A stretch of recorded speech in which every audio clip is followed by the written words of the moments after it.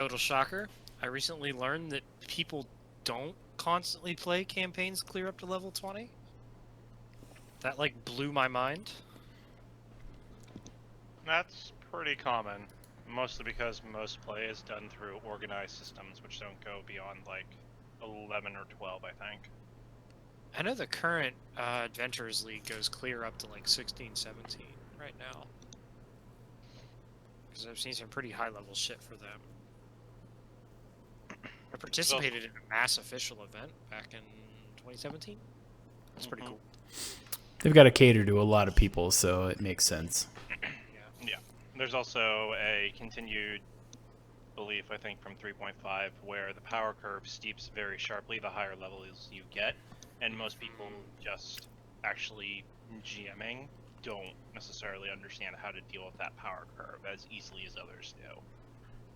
See, the way power curve seems just rather than just continue fucking monsters, you just got to expand the scope of the, like, you know, people aren't, like, level 16 people aren't supposed to be, like, chasing a rotting Hey, band of Harper, orcs. you're cutting out, like, real bad. Uh-oh. Unless it's just me. Is it just me? No.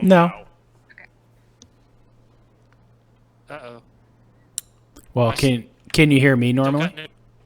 Yeah, I mean, some people are cutting in and out if they're using push to talk. I'm guessing some people are using push to talk, so... Yep, I'm using push to talk. Okay, so I might get a little bit of cut at the end and close of that, but I'm not. So if I'm cutting in and out... Yeah, you are. Oh my god. Yeah, it almost seemed like it was internet dropout because you would be like talking and then it would be like, and then you'd be back and then you'd be back. So it's kind of like it had packet loss or latency spikes. Oh, you know what? Do what I did. Turn your torrents off.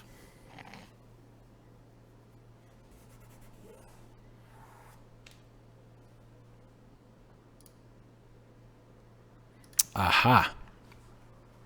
Oh, that would be it. Fair enough. Okay. What happened?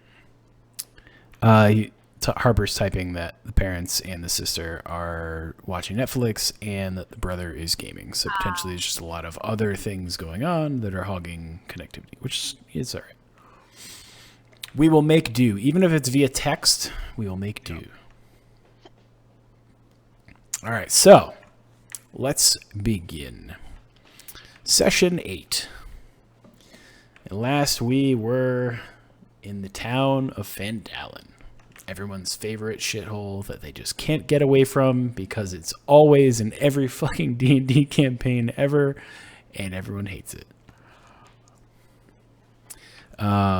Basically had gotten in a bit of a fight in the back alleys between a couple of factions. The followers of Merkel, when they're undead ghouls, and also the the lightning bolt bearing brethren of the Talos followers.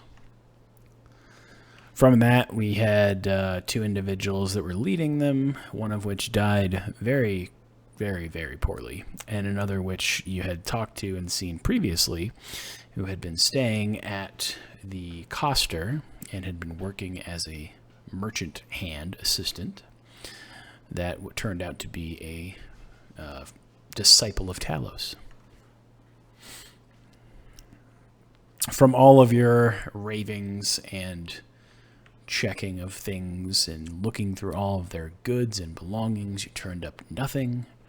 You made your way back to the local inn where you went to sleep. And I believe before we left, everyone had done their rest. So just double check your spells and make sure that you have successfully reset your spells via rest. I am good. Excellent, excellent.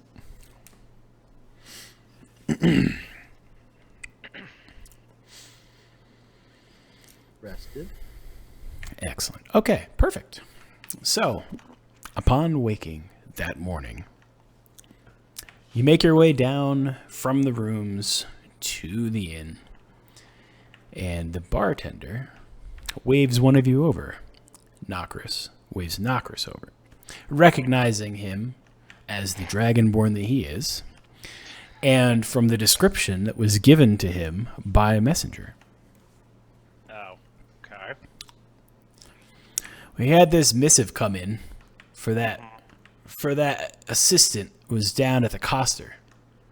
But because you've been ruffling around in all their goods, and that they're dead, we assumed maybe you were looking for this, so we figured we'd give it to you.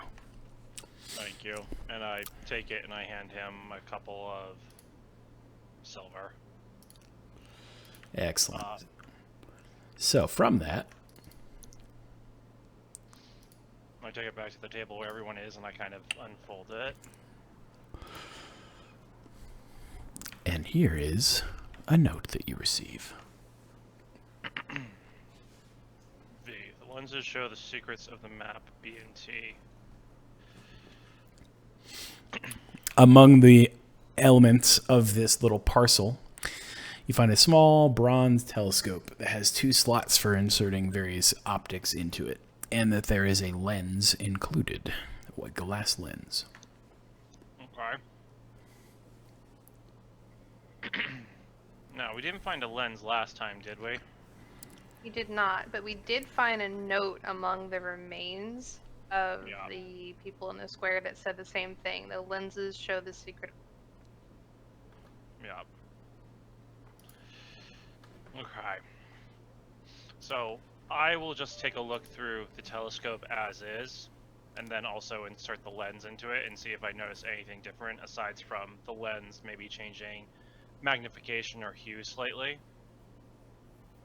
Okay, so when you look through it without the lens, you discern no difference in color or any kind of visibility. Everything appears normal. When you insert one lens, it slightly tints a little bit towards the cyan side, but generally nothing else changes. Okay. So, I have a few notes about us acquiring a map in one of our first sessions. Mm-hmm. Map from the inn, wasn't it? Or somewhere around the inn? I don't remember where, but I remember that nobody knew where it led, so... Oh, it was the map from the guy at that weird shop. And he was like selling things like the crystal doorknob and the map to a land nobody's heard of or something. No, that was the deed. And That I was There. indeed, yeah. Yeah, and I it was- bought the doorknob, so... That's in my possession. I know what you're talking about. It's the map that we used not at the inn that we visited in the other town, but that rundown piece of crap shack. Yeah. Is what it really is, because it was full of, because we had to deal with undead there. I'm like 90% sure we got a map there, didn't we? Yes, we did. We got a map that we don't necessarily know where it goes, but the markings on it suggest someone is using it to track something. So, if you want, I hand Ozzy the telescope and the lens, since I believe it sounds like he has the map, and let him... So, I don't know who has the map. So for the sake of this, let's assume that you have it. I was gonna say, I figured you did, because you do have Because- photography skills. Yeah. Right, and because if Dusk had it, because he basically had everything, more or less, because he would just hold on everything, let's just assume it's magically not in his bag and it's in your hands. Da-da-da. Alright, well, if that's the case, unless anybody else has any other suggestions, I'll go ahead and look at this with the lens insert. Okay. So looking at the map with the lens now inserted into the telescope, you can see no difference other than everything being a little cyan tinted. Okay, I'll take the lens out. It looks like the same map before you, only without the cyan. Damn. Okay, well, that was There's Which 2 times slots. are- Yes, there are 2 spots for 2 different lenses, and we only have 1, correct? That is Single correct. lens. You got one lens with the telescope in that parcel. Okay. So Travel it looks slots. like we're on the hunt for another lens.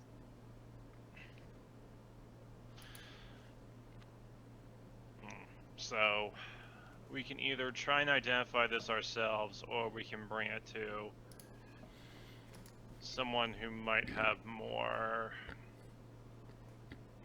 proclivity with these type of things.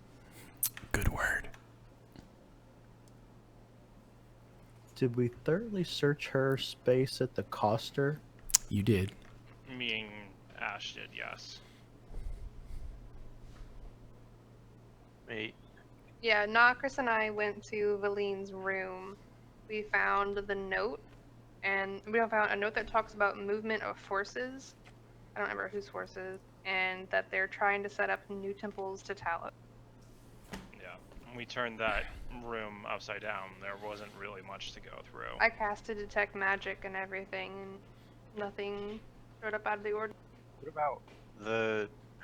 So there were two bodies, weren't there? That we killed 2 gang leaders, if you will. One of them was for who the fuck the Storm Lord and Merkel. Mm-hmm. Mm-hmm. Yes. So where are those bodies?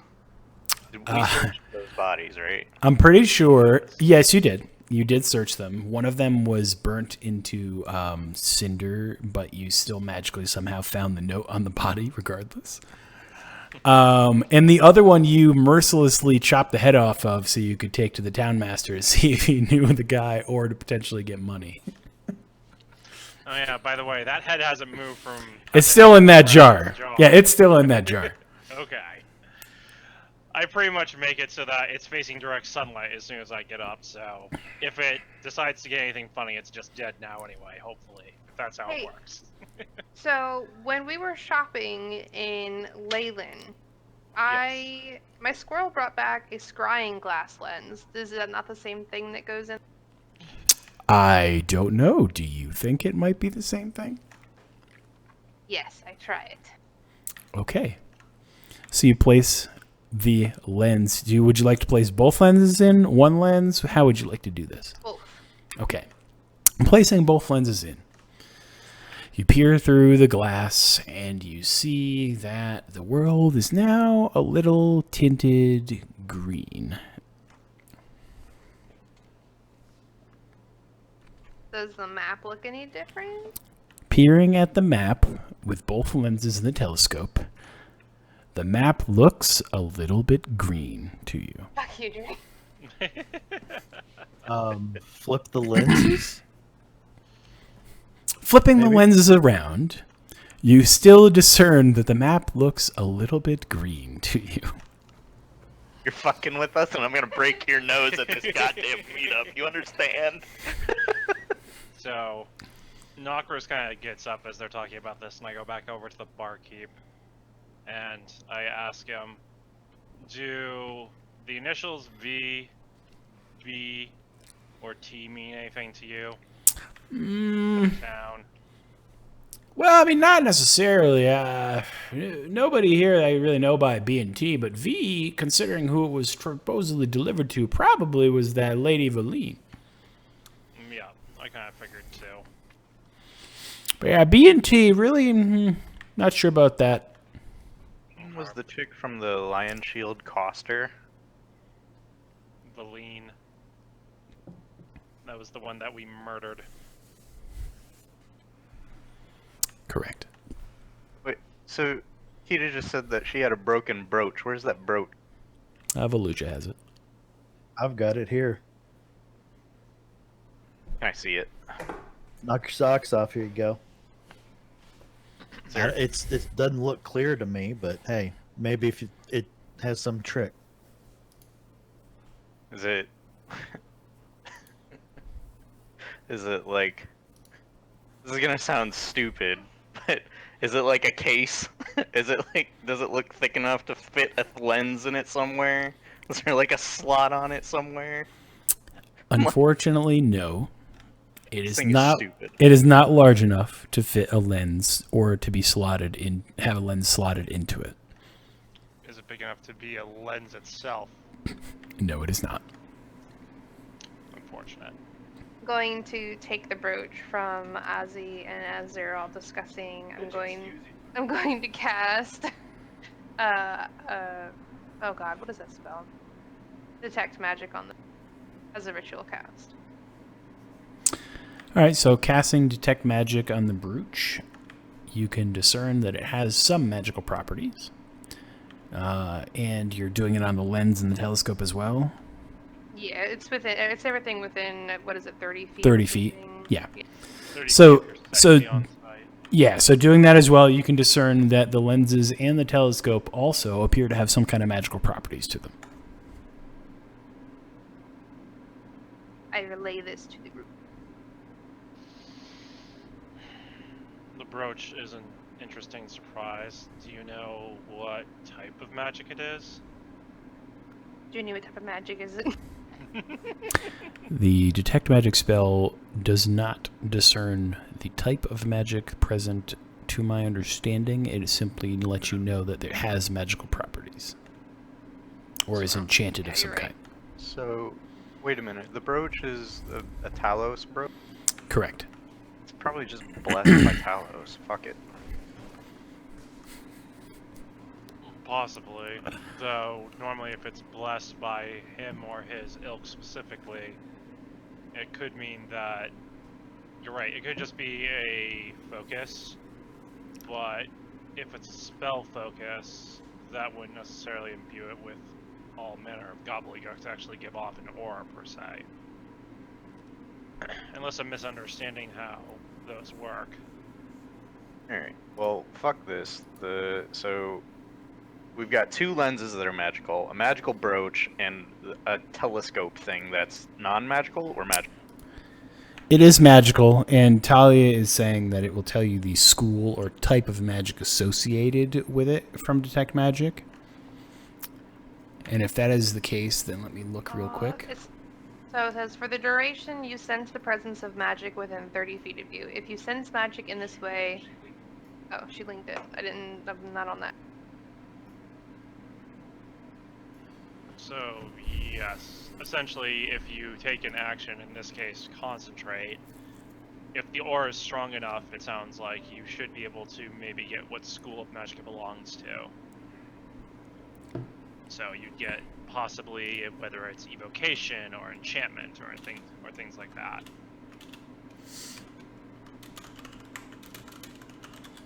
As he's just sitting there taking the lenses individually and running them over this fucking map, and then puts them all together, and then does every combination that he fucking can think of, and then he flips the map around, and he does it on the back side.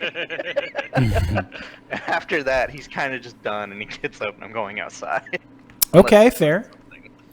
Fair enough. So to finalize and give you all the information from your Detect Magic then, the brooch is imbued with abjuration, and the other three components are all enchantment.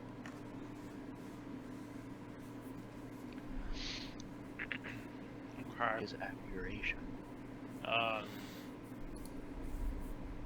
Abjuration is normally fortifying of the body or an object. Spell it. Abjuration.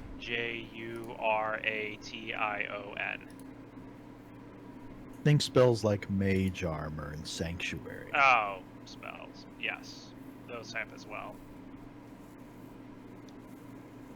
Abjuration spells are protective in nature, so yeah. That's all I needed. So the brooch is effectively, it's just a blessed symbol for protect by whatever this Talos god. Does anybody know who Talos is? Like, I'm sorry, I'm not familiar with this what is this, Forgotten Realms? Basically the god of storms and Well, I get that, but winds like, and waves. is what is his alignment? Oh, That would be Yeah. something for our resident robot cleric. I insert I will- cleric to make him. Yeah, I will answer for Caster and let you know that not good is probably the best and easiest answer I can give you. So prayers to this guy are probably, Not good. Like, similarly, like, Merkel. Probably not good. This is obnoxious. So nothing was found on the map, even with these lenses. Correct. We could just have one lens and not the other one that we need to.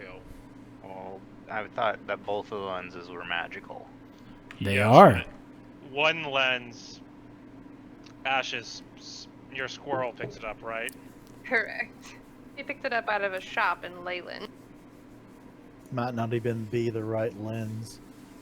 Right. So fuck that lens. Here, take that back. So we got one good lens that we know for sure has something to do with this fucking not classes telescope thing, right?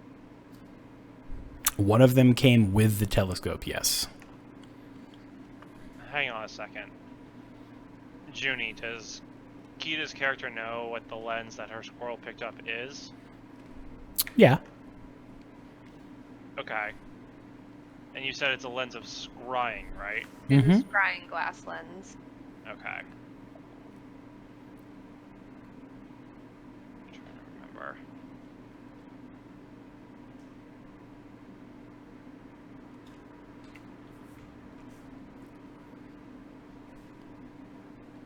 Alright, well, if nobody else is gonna do anything, I'm gonna go try to find that corpse that we fucking turned to ash and search it again. Just to fucking kick around dust, I guess. All right. So, at this point, then, Azzy's going to go out into the street. I'm assuming anyone going with him or just Azzy? I'll go with him. This is not exactly my forte either. And I'm out of ideas at the moment. Leave it to all those egg brains, right? Not necessarily that. It's just I'm out of my not element, helping. particularly. Yeah, we're not helping, and I'm out of my element with this because even though I have arcane power in nature, it's not exactly. I'm not exactly well learned with it. It just naturally comes to me at this point. So Talia I is feel- asking. Yeah, I'm She- reading it. So, Okay. so Talia, you can discern from Arcana for that lens, and I can tell you that your innate skill is enough to succeed. The properties of that particular scrying lens are such that, given the correct combination of lens and spell cast, it would be able to see illusionary or potentially hidden elements.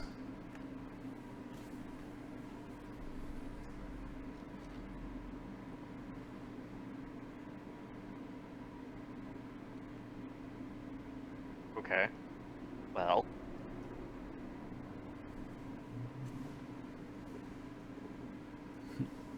All right, I'm loading the meme right now, and go.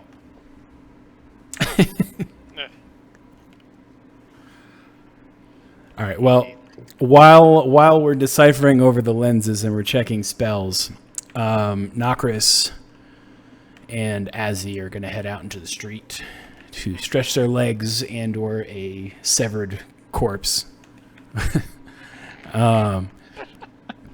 So upon going out in the streets, you make your way back to the quote-unquote scene of the crime, which I'll use with air quotes very heavily. You find the body is still there because nobody wanted to fuck with it. really, Mm-hmm.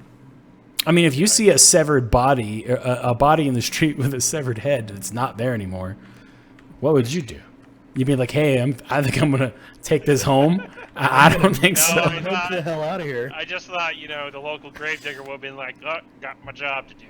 Guys, he's Their local Dampy would have come out, put it in the ground, and then started walking around his graveyard again. see, but the gravedigger's awake at night, not during the day. But we left it here overnight. Not wrong. Can you tell what spell needs to be cast through the lens somehow? No, you're not able to decipher that. But this particular scrying lens is enchanted such that it does not need a spell to activate. It is simply innately tuned to see runes, symbols, text, whatever that may have already been illusionarily hidden from the plain eye. Well, my squirrel's getting really pissy that I took away his shiny, so I'm going to take this back now. I take it back and I just stick it in the pocket with. Talia, give me that lens. Talia's like, give me the lens. All right, so what would you guys like to do with this body now that you've found a wonderful gem of a corpse? I look it over once more. Okay. Anything new? Any new fucking details? Do I need to Go. anything? Yeah, go ahead and roll investigation for me. I'll help him with it just to get my mind off things. So, advantage. Yep, go ahead and roll advantage investigation. 14. So your exhaustive searches discerned that there's nothing different about the corpse. Alright, well, that was a waste of time.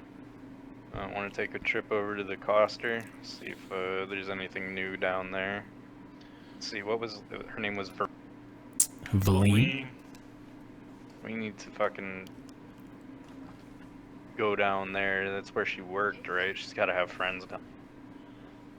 Yeah. Actually, hindsight's 20/20. I don't want to walk into a place where somebody who's just trying to kill me fucking has friends. So, From what I understand when talking with the curator and proprietor of the Coster, he didn't particularly care for her as much. That's correct. I'm not misremembering that, right, Jerry? You are correct. He was just somebody that lived up there. He didn't really have any bond with her either. Right. So it might not be a bad idea and go and talk with him anyway, because he might be able to point us in the direction of people she did associate with. how many people did you see in there last time? I think just him.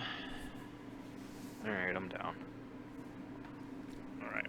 So me and Azzy will head over to the Coster again All right.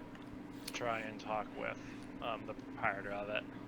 All right, so you guys are currently heading down to the Coster. Everyone back home at the inn, is there anything new afoot, or are you still just brainstorming and thinking and contemplating about these newly found items?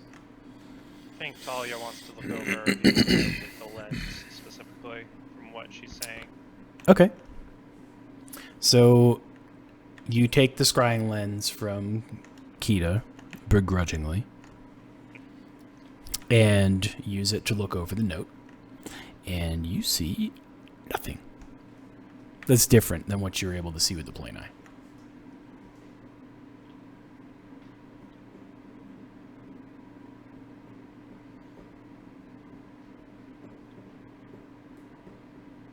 So looking at the map with just a scrying lens, you see nothing different than what you're able to see with the plain eye, other than the fact that it slightly tints a little yellow.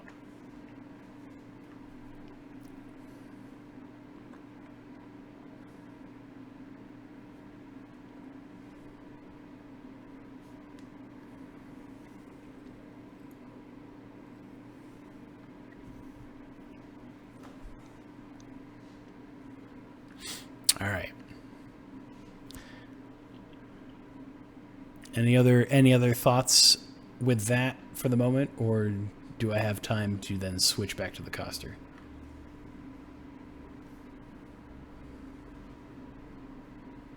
Okay.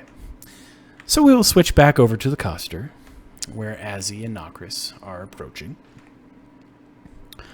There is a horse that is currently tied up out front. And as you get closer to the Coster, you feel that something is particularly not right. And as you get within visible distance to the door, you feel suddenly a lot heavier. As if you can't really move at the same speed. From the door, you see Do not like that. From the door, you see a gentleman wearing a robe that is shrouded in stars on a dark blue, color, like velvety kind of material. Come sauntering out like he doesn't have a care in the world, with a sack slung over his shoulder and an amulet around his neck. The amulet is emitting a pink aura of a glow. And he notices the two of you and looks over and gives you a smirk. He then continues to walk forward, get on his horse, and begins to leave. However, you see that the shopkeep is similarly trying to run out of the door to chase after him, but they are moving excessively slow.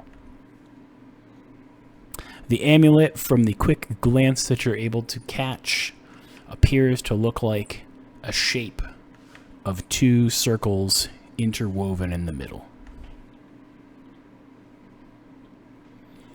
The mystery figure races off faster than you've ever seen a horse travel down the road and out of sight.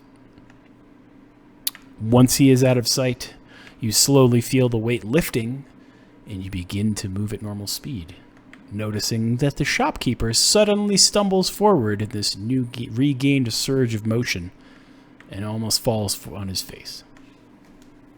The fuck was that?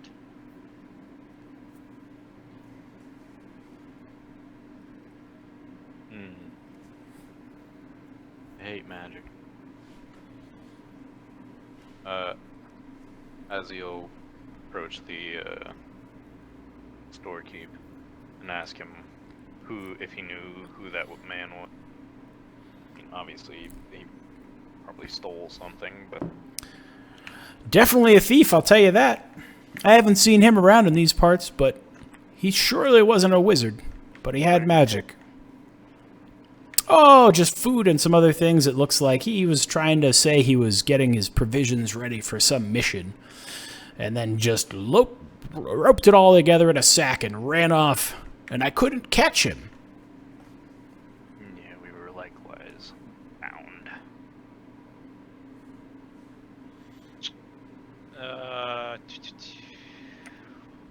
That was just for my Arcana.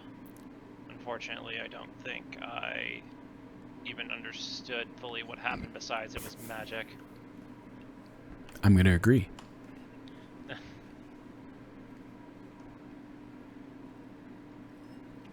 That robe definitely looked pretty unique, though.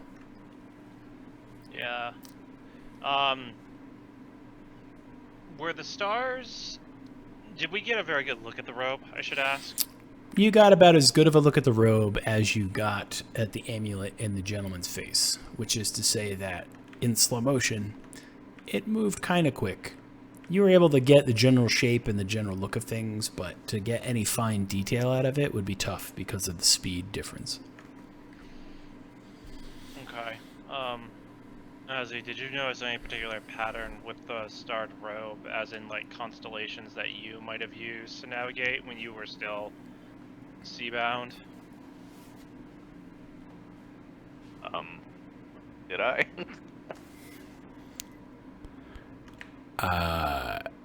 No? Negative. Alright.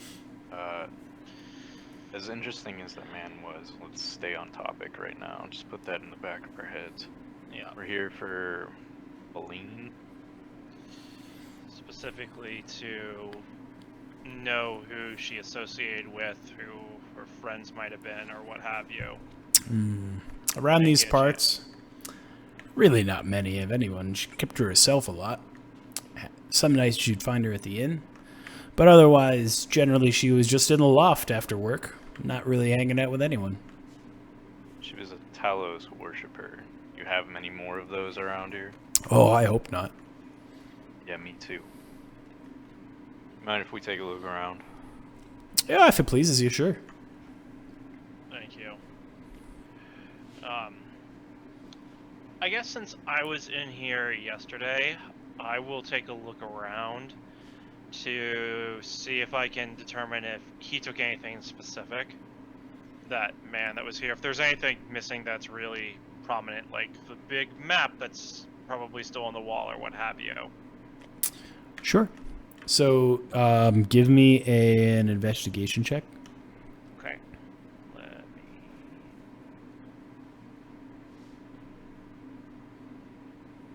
9. So you don't discern that anything has changed. Okay. Everything among her possessions in the room all appear to be the same as they were. No, it doesn't look like he took anything of note besides what the proprietor mentioned of supplies and food. It definitely doesn't look like he was necessarily associated with our now dead person of interest. As he will walk around from employee to employee, asking them their relationship to Valine. See if he can garner anything of interest.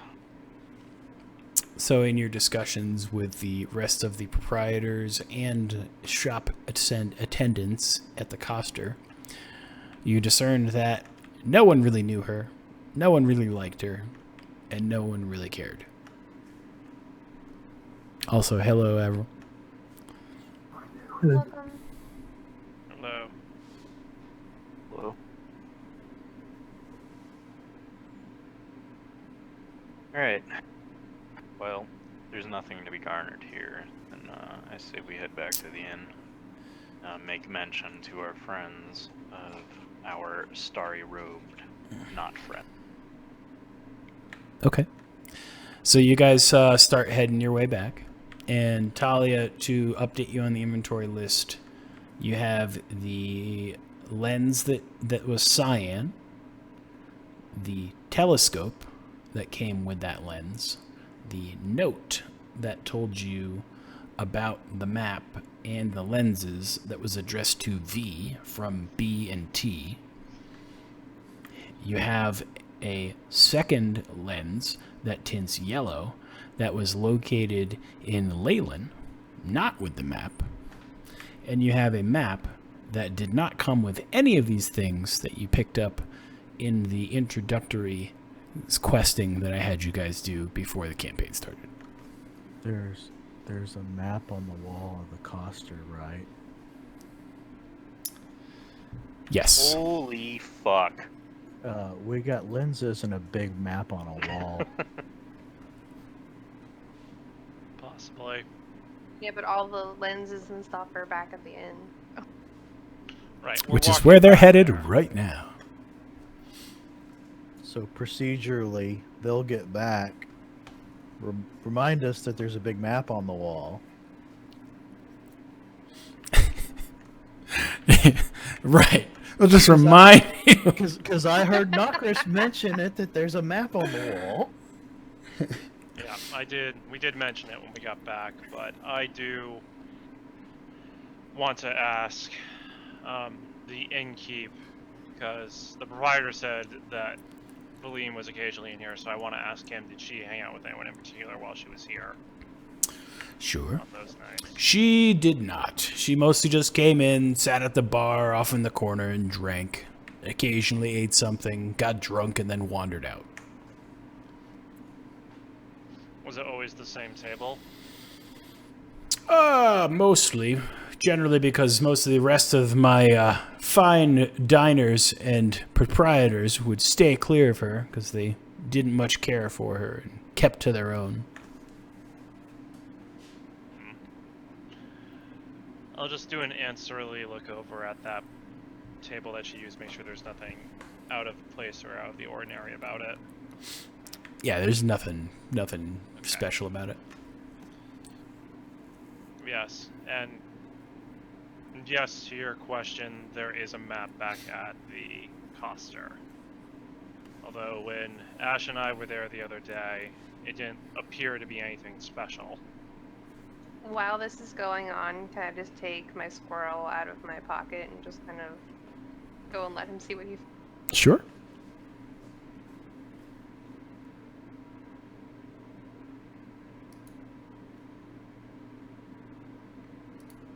Okay. Saving that for later. Hold on. I just have to make a note. Ooh, 332. Dyslexia. I mean, we've been Yeah. seeing Talos symbols basically since we started. Yeah, it's been a while. It's been popping up every which way, but every single Talos symbol we've come across, we have summarily killed, for the most part. Well, except that one guy on our way to Lake. Yes, because I think he left for the day or something, didn't he? We talked to him, or somebody. I think Dusk talked to him. It wasn't the bartender. It wasn't Bax. It was somebody that was. Somebody that was in the inn, and we talked to them, and we made mention of his bracers having the lightning bolts, but they left. I think this was before we realized that the lightning bolts were Talos. Yes. Yes, so, They got lucky and got a pass. yeah. Anyway, down to the coster, yeah? Yeah. Fucking hold up that lens, baby. All right. Off to the.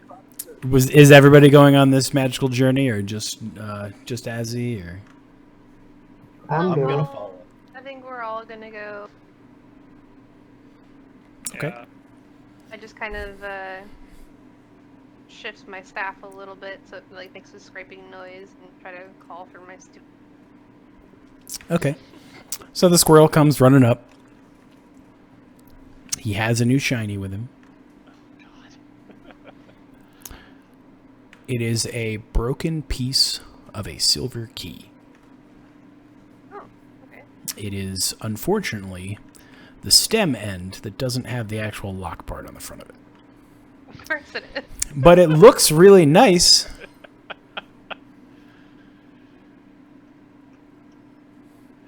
The squirrel's the one who actually broke it. He probably did. Does anybody here have the mending cantrip? You need both pieces. Yeah. It's not gonna magically make the key regenerate, unfortunately. Oh, that's stupid. Anyway, alright, let's go. All right. So as you make your way over to the coster, along in the streets, kind of share the tale you didn't necessarily mention about how the guy with the robe and the sack and the amulet and the We running tell them on our way down. and the horse and the horse that mistakenly maybe kind of looked familiar to another horse. I do not mention that. I specifically do not mention that. All right, so then it doesn't because Knockers didn't mention it. So there you have it. If I specifically saw that as that, it's like I am not bringing that up. What the hell was that horse's name? Honey! Oh It my was god. honey.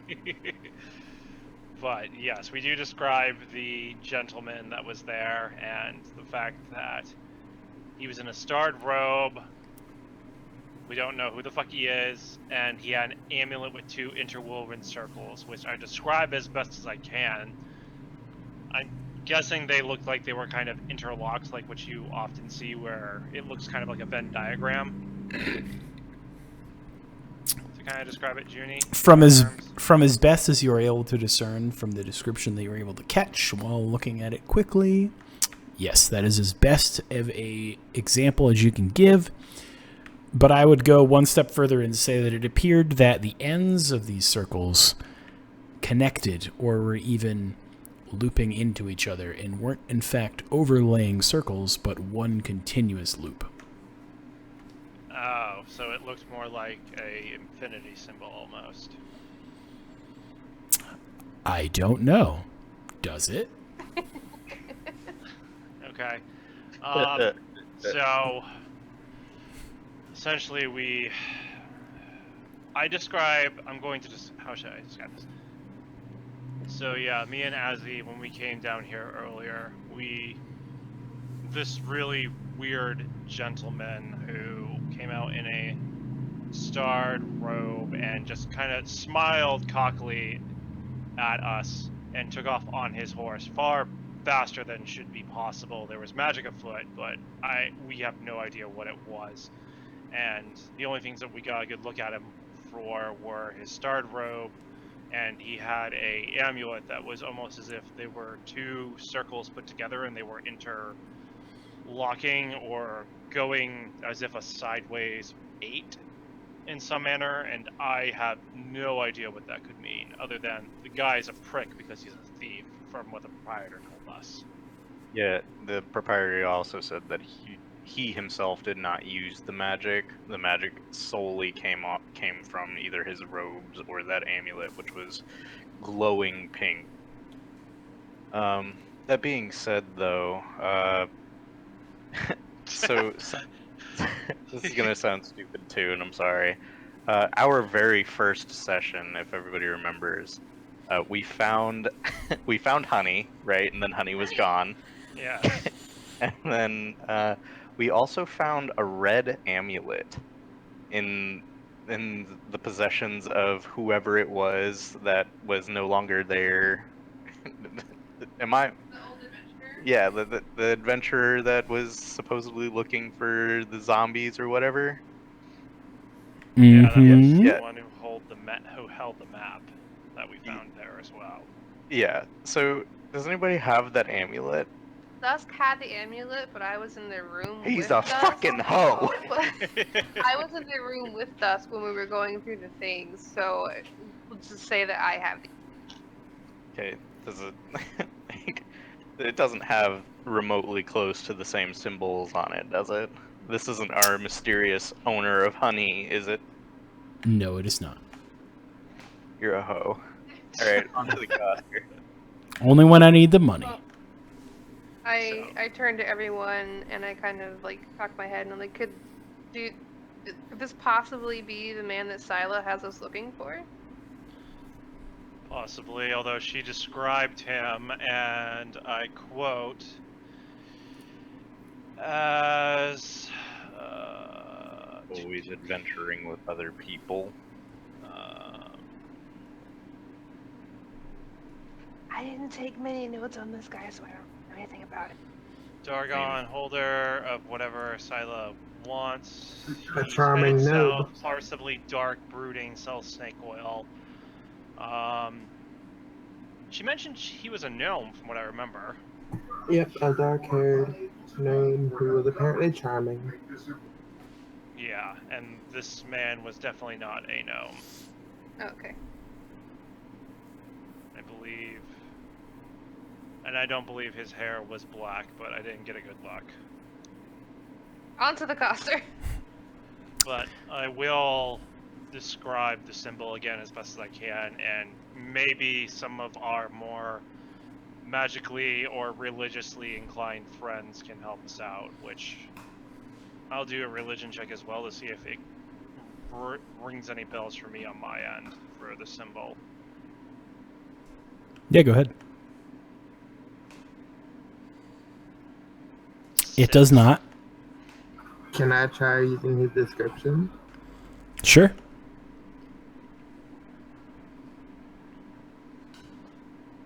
It does not. That was me. All right, so Yes.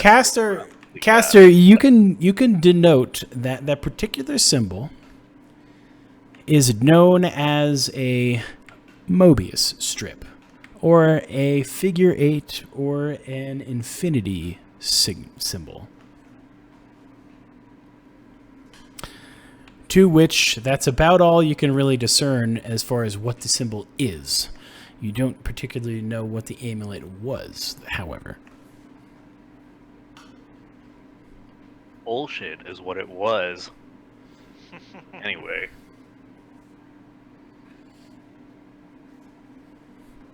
Longest trip to the coster ever. So you get to the coster.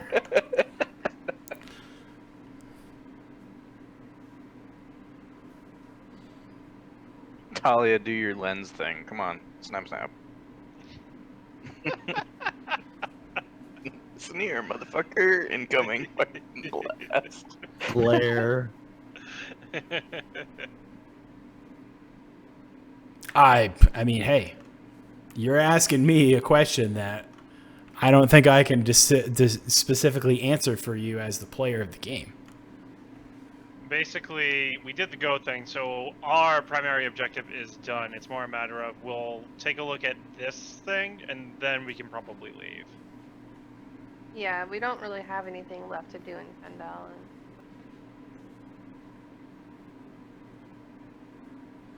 I mean, unfortunately it's their problem, and they haven't asked us to intervene. We just got, for us, unlucky, for them lucky, that we happened to walk out of the inn at the right time to make sure only the people that needed to die did die.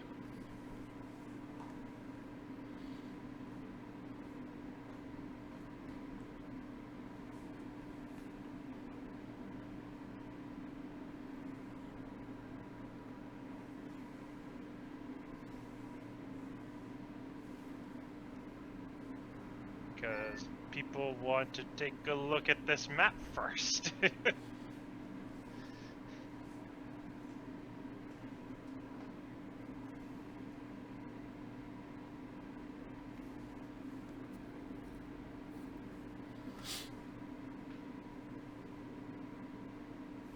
Okay. So the Coster proprietor says, for this map, this wonderfully large map, I could part with it for 2 gold, but because you've been so nice in helping us out, you can simply have it. Oh, no, I couldn't take your money. No, not for this map. I take the map. Hey, thanks.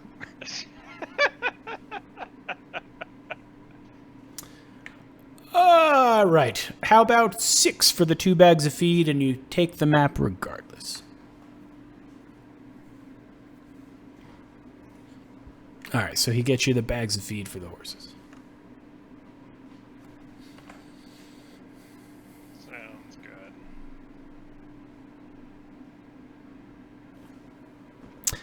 All right, so now you possess the map. We look at it with the lenses. In every way fucking combination that we can. All right, so I'll wait for Talia to finish typing before I continue.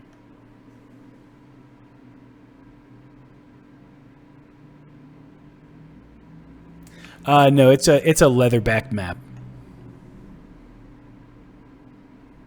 So you could totally roll it up and clasp it, and it would be fairly well protected.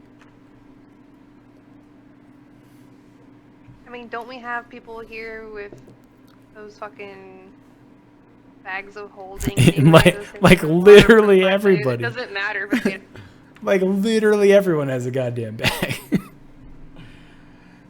All right. So, anyways, discerning the map with the lenses. You try many combinations. Not many, really, because there's only a couple different combinations with 2 lenses. You try one lens on its own, the other lens on its own, one lens in the telescope, the other lens in the telescope. And when both of them are in the telescope, you look at the map, and you see a faint marking circling the Wayside Inn. Familiar stomping grounds. Welcome back. Okay. wait, isn't that where Bax is? Yes. Bax did it. That's it? Just that one marking? Just the one marking. God fucking damn it. What a waste of fucking time. Well, at least we know what to deal with next. We need to head back that way anyway. Because we need to collect our money from taking the whole entire caravan to Leyland to begin with. Yes, the Goat Pay left this morning with Pinchwit, headed back to town in Leyland on their own because they're not escorting a massive herd of goats, so that they can properly deliver said payment to the authorities at Leyland, so that then you can show up to take your cut. Yeah, we have to go back there. So,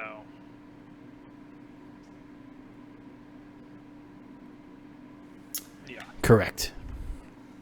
In a lot of instances, you'll find these quests and various things will have you be paid and or settled up in Leyland. You're a hoe. I have to do Well- an off-roading. Like I said before, only when I need the money. And right now, we are the ones in need of the money. All right, so Alright. that being said, I assume everyone gets their provisioning squared away and readies for their journey back to Leyland. Is that accurate? Yes. Yes, we don't have anything Correct. left to do in Vandalen, so I think we're good.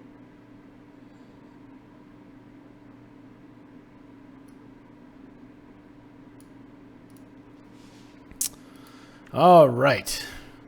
Back on the road again. Let me just get my freehand painting tool here. Here we are. So we are here in Vandalen, making a purple and frowny face. And now that we're not herding cattle across the highlands, we can take the roads. So you set out. It's early. It's, let's call it on the earlier side of morning. It's not quite full on early morning, and it's not midday, so it's still morning. You begin your journey, and you ride out, everyone in their caravan of horses and cart, and goat, and you make your way up the road and begin making your way west. And you make it to roughly, let's say about here in the 1 day's travel,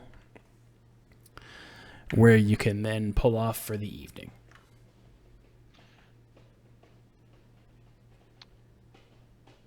Where's the Wayside Inn roughly again?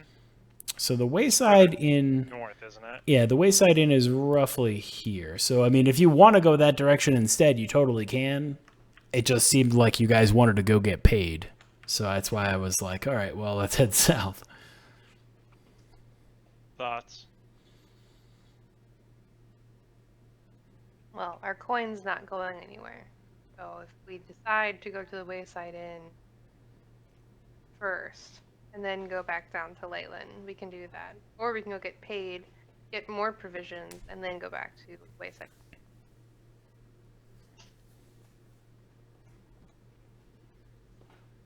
Either way, we have to go to Leyland, and then we also have to go back up to Neverwinter, don't we? Because we need to get paid there also. Correct. Correct, yes.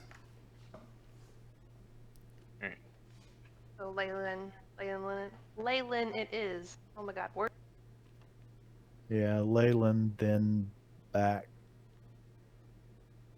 Hit the Wayside Inn on the way, and then to Neverwinter to get our coin there. What about the dude we were supposed to find for fucking however many platinum or whatever it was? That's further south, and I think It might not be. Last we heard from the people in Leyland, the banditing has been happening mostly north of it, because that's where the richer prey is for them. So that's the way there, so we could end up hitting them on the way down either way. If we look out for any signs of people. So it could be good to go to Leyland first anyways, yeah.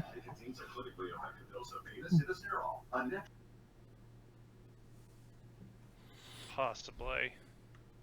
Either way, though, it sounds like we're going to go to Leyland first, just because that is the closest thing that has supplies and where we know we're most likely not to get jumped. And also where our wagon's at. Yeah. Yeah. Wagon. Rawhide. All right, so I guess then my prediction of going south is accurate. I'll keep your position where it is on the map. So we'll do the watch cycle for the night. I'll assume that you guys are going to do your usual, I'll do the first 1, 2, 3, 4, etc. So just let me know the order. I'll take first. I'll take first with Knockers. I'll go second watch. I'll do second with you. I'll take third. And my axe. All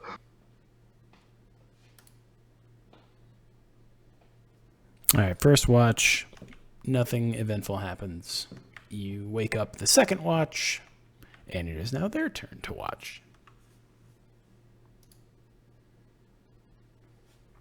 Second watch, nothing eventful happens. They go and they wake the third watch, and it is now their turn to watch. Third watch.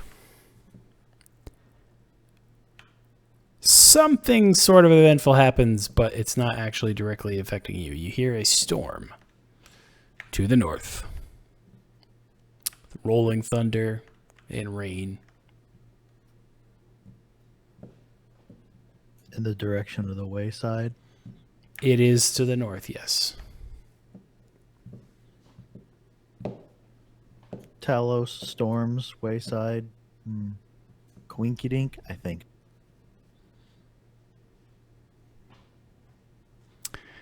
The rest of the night goes unfulfilling, and it is now morning.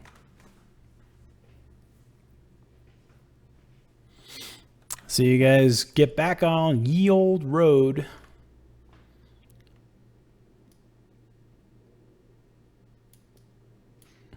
And you make it to Leyland. You're a lady. Cash.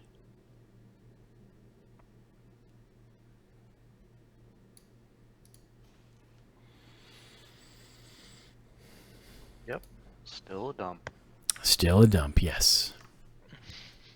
So upon making it to Leyland, you come in, you stable the horses, you kind of settle yourselves from the road a little bit. I will assume you're going to want to try to head and talk to people at the town square. Mm-hmm. Okay. I would like to make a pit stop and check on the kids. Okay. So Ash makes a pit stop to check on the kids at the Shrine of Lathander with Talia yes. Yeah. And me. and Castor. Reaching the shrine, you find that the kids are happily playing, having a great time. The same Everything kids. is good. The same kids. Smithwise and Bernice. I try to like walk up to them without the priests noticing me. Just those two. Mm-hmm. Okay. I just ask them how they're doing, if everything is going okay in Leyland. Oh, we're doing lovely. Dying. So clipping that later. We're having a great old time here in Leyland. Stop it, my son's sleeping. I can't. And you've killed Keith. Shortly thereafter, they break into a Newsies rendition. I just kind of give them both a ruffle on the hair, and as I'm leaving, I cast Druidcraft and just make the grass they're playing in just bloom in like little yellow flowers, like little yellow. And they Hey. dance and skip merrily. I just want to make sure they were okay. That's all. I'm done here. The priest, he's inside.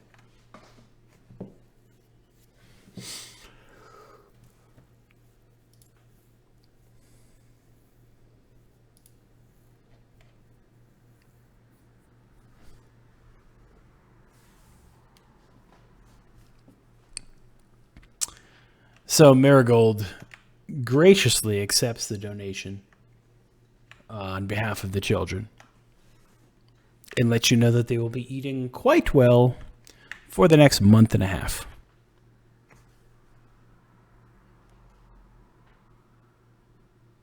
Where's my money?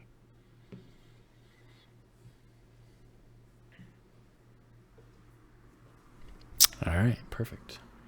So, reaching back to the square, everyone convenes after the quick pit stop. There you meet with Griselda, who is the overseer of Leyland, where she thanks you for your assistance with Pinchwit and notes that Pinchwit was very pleased with your assistance and was able to fetch a very decent sum for the goats, getting them all there safely. You get your cut of the pay, which is 9 copper. doing the math real quick here. Hold on.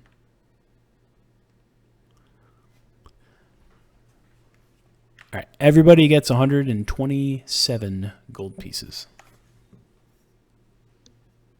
You're hot. Bad. Those mountain goats, man, let me tell you.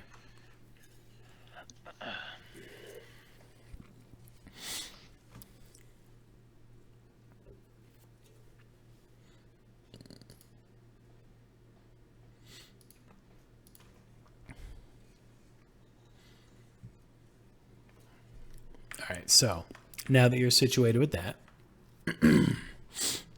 Griselda notices that there's a couple of guards running her way from the house of Thalvar. Griselda, there's something afoot in the house. Well, what do you mean? Well, just last night we heard noises in the darkness, and the mage was very off, I guess is the best way I'll describe it. Not really himself. Yelling about, stomping about in the nighttime, which is never something he does. He always sleeps at night. It's very odd. So Griselda turns to you and wonders if you might be interested in checking that out for her. Seeing what might be going on with the mage in the house of Thalvar. Magic. Is the pay gonna be good? I can make the pay good, Griselda says. Great. Let's go. Are the guards? Is there any more detail they can give us other than what they've given so far? Like, who the fuck actually is this that we're gonna go knock on the door? Wait, Exactly. Wait, Whose house are we about to go knock? For Like wizard of. For everyone's information, the quick background of Arcana and history for you surrounding the House of Thalvar. The House of Thalvar is the large tower in the middle of the town where a mage, roughly 200 years ago, got together and set up a planar beacon, which was there to experiment and gain the powers of distant planes through the tower, controlling magic in the area. Somewhere along the way, basically, yes. Somewhere along the way, some foul entities came into being, and the planar beacon was destroyed, and in its massive explosive power of force, parts of the upper floors of the house were effectively blown away. And the house has since been under renovation once everyone has resumed attempting to claim the town of Leyland. A mage sent out from Neverwinter is currently present, working on restoring the magical capacities of the house in an attempt to better control the region.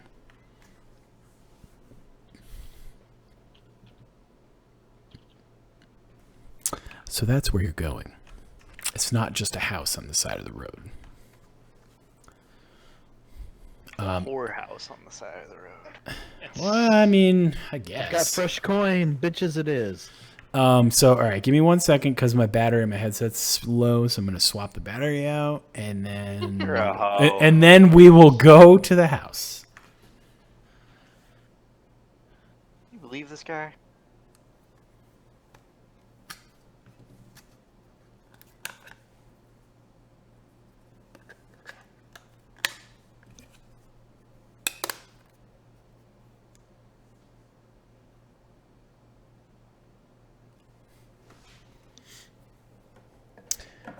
God, Ian, get your shit together. You'd better believe me.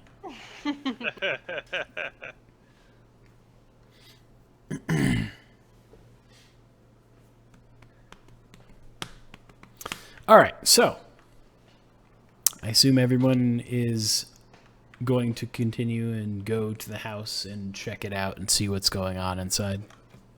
Yeah. Yeah, Sure I think thing. we have a general agreement to take the job. Okay. Wonderful.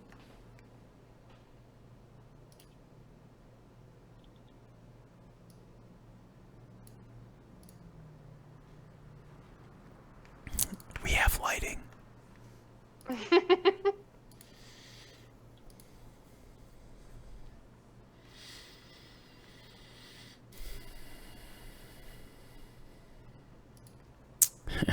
All right, fair enough. All right, so my quick descriptor to give you upon arriving at the house. A tall, ruined tower thrusts skyward from the summit of the crag. Its uppermost floor is blackened with soot and has been cracked open like an egg, with a fissure extending down one side of the building. Wooden scaffolds have been recently erected along its flank, and work is clearly apace to rebuild the structure. At the foot of the tower, two ruined arches open into the interior.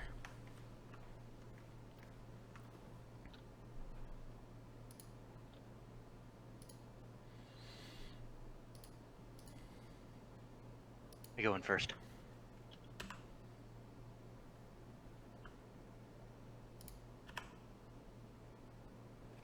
I cast daylight on Addy's helmet before he goes in. So I Oh, can you- look I'm at him. blind. You don't need light in here. It's well lit.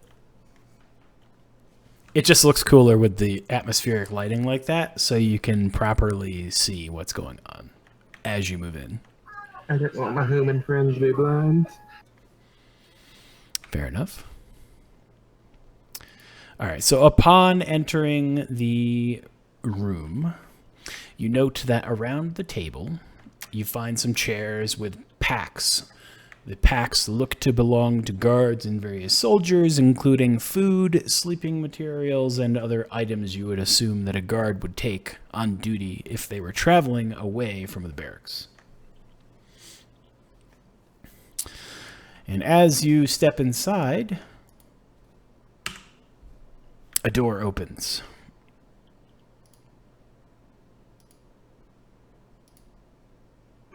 And all that.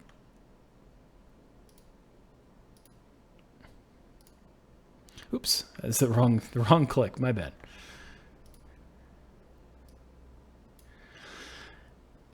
And from this room steps a man,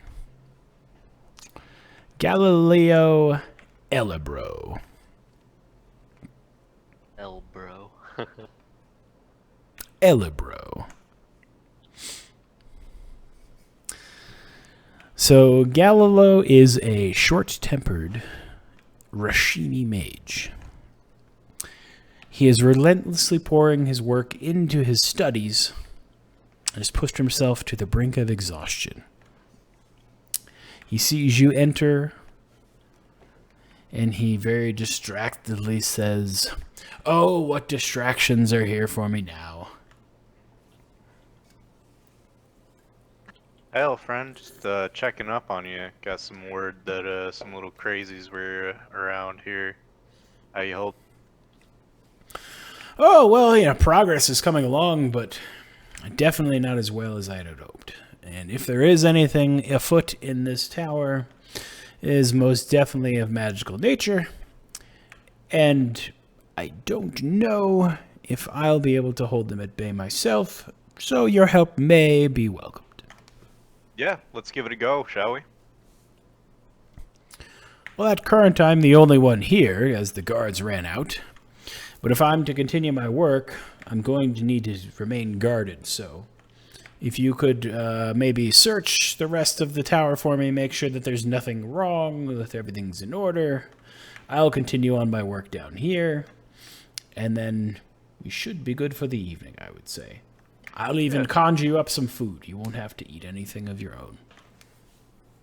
Appreciate that, but before we agree to anything of the sort, how much of this tower have you already explored then? I imagine most. Oh, most of it. There are some rooms that are collapsed that the entry to is very, very challenging, but most of it you can get to still without much issue. There's one room in particular on the 3rd floor where it was the bedchamber of the former mage Thalvar himself. I've had a bit of a time trying to get inside as the rubble is quite extensive. The soldiers chipped in a little bit to help to see if they could dig it out, but it's going quite slowly. There is another way in, but it's been inaccessible to me as of yet. It potentially magicked, I'm not sure. Are there any magic traps that you've encountered? Anything that we should be aware of that could potentially do harm? Nothing that I have come across, no. Great. What do you guys think? I think this sounds like an easy payday, and that worries me a little. What exactly have you discovered through your research so far about this tower that we should be aware of walking in there? Oh, well, if there was anything that was here previously in terms of spirits and kind or whatever the nature may be, it's definitely not here anymore. Thalvar inhabited this tower with a singular assistant at his side. The assistant was a fairy, so of a magical type. So they assisted Thalvar in many ways: food, protection, conversation. It was definitely Thalvar's confidant. And no one knows what's happened to the fairy in all this time. Oh, I'm certain the fairy has perished. I've yet to fully discern or come upon its remains, but considering the extensive nature of the rubble, it's probably buried in here somewhere. And why exactly were you stomping around last night, the guards said? You were I crazy. was not doing so. I don't know what they're on about. You gotta do an insight check on that. Go ahead.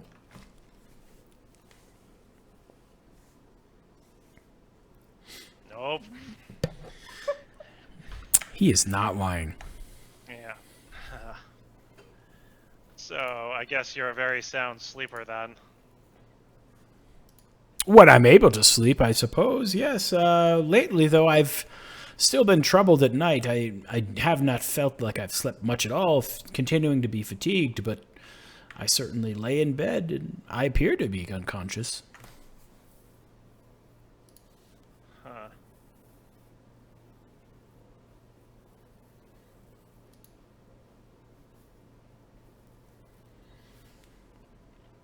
Interesting. Well, if there's nothing else, I'll get back to my studies, and, you have the run of the place, so by all means, you shouldn't find anyone or anything out of place. If you just want to give it a quick look over for me, however, you never know what might have happened once the guards left, and I was simply in this study. Sounds good. Alright, so with that, Galileo goes back inside the study, leaving the door ajar. But you guys now have free reign to roam about the tower, should you choose to. Time of day is It is currently a little past midday, getting on towards the evening. The stairwell for access to the other floors is right here, should you wish to go up. And you see that there are other rooms down the hallway from your current vantage. Oh, we might as well clear the bottom half of this tower first, and then go up.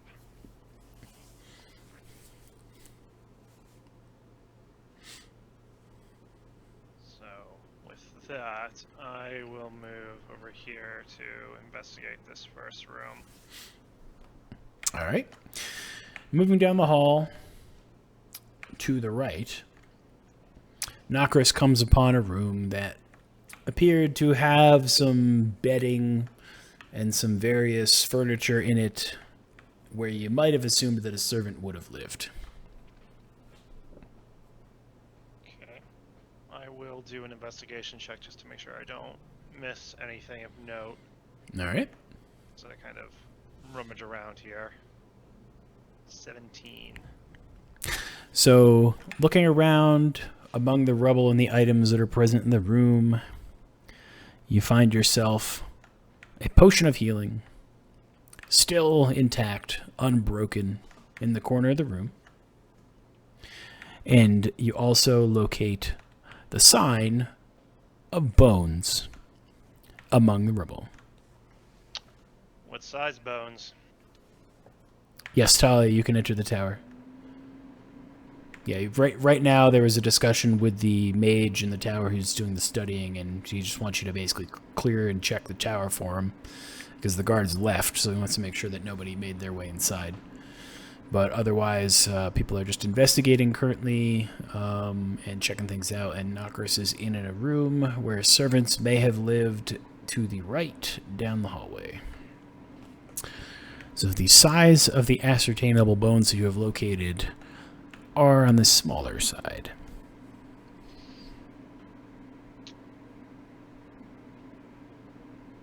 Ash or Gunhild, would you guys be able to identify what these bones belong to? I'm guessing this might be our fairy familiar that helped out with Thalavar, but I'll give it a shot. I'm specialized in medicine. I would assume Me it's too. medicine. I have a +5. Yeah, medicine would be the right one, I think, considering you're inspecting bones. yeah. 21. So with your check over the bones quickly, you can discern that they are in fact of Fey origin. Good call, Marcus. What type of potion of healing is it? Is it just a normal one? Just to a make? standard potion of healing, yep.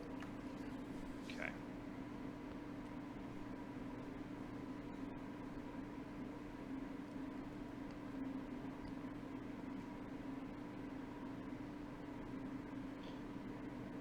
Well, looks like we found his fairy friend.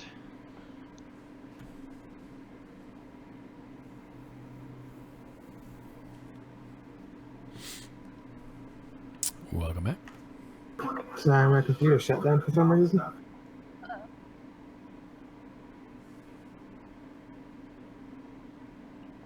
As he Yeah, will it go to. Go ahead.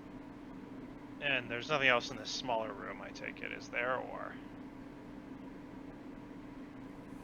No, the back room is just got some rubble and some old destroyed barrels and things that have nothing that's survived the time.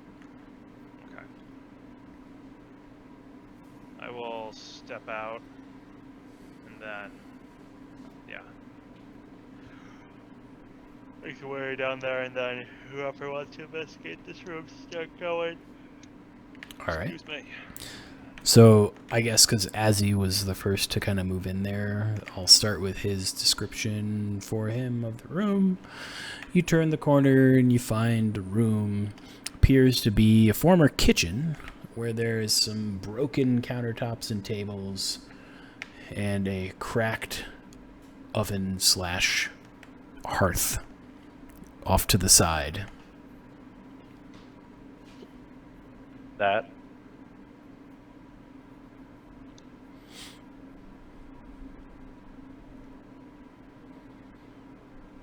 If there's nothing of interest in here, then go ahead and make my way up to the second floor. And there is nothing of interest in the kitchen. I'm gonna go ahead and go up to the second floor. Follow me. All right. So if you are going to move to the second floor, let me drag you across the air barrier that you can't cross.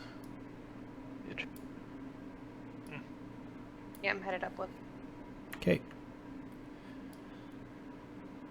It's going to be tight spaces, so I'm going to start just throwing people in the hallway because it's not going to Yeah, be easy that's to fine. get everyone up there. I'll check this room here. All right, so you make it to the second floor. As you begin down the hallway, you note many of these rooms to the sides have shelves and have books. Many of these books have fallen off the shelves to the floor. Many of them are damaged and broken and drenched with water and ruined beyond all reading and repair. But among these rooms, in each one of them, you find that there is a statue in the middle. Of. Go ahead and give me an intelligence check, or an arcana check, I should say, on the statues. God fucking damn it. Why am I so dumb? So do I recognize the statue? Oh, actually, yeah, no. I might fire this. 1 second, I have to get to the section that involves the description for the statues.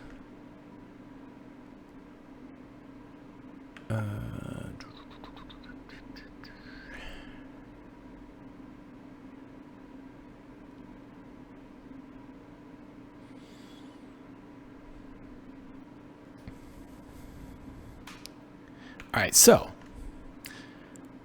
having passed the check, you discern that the statue is a representation of Mystra, the goddess of magic.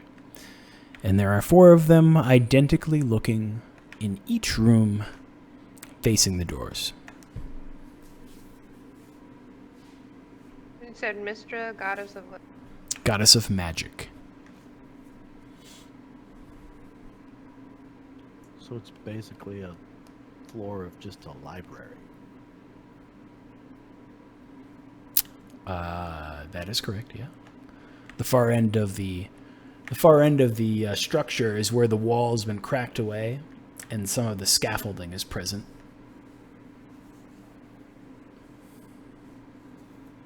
Are any of these books intact?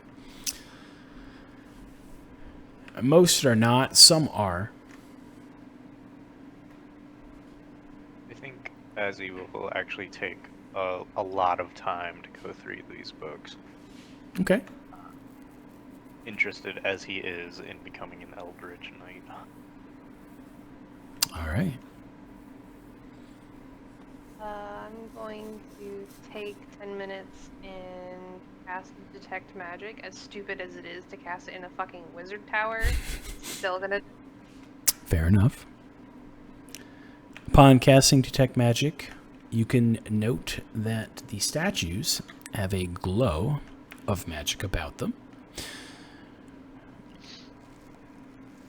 And that they are of the transmutation school. Whatever I touch turns to shit.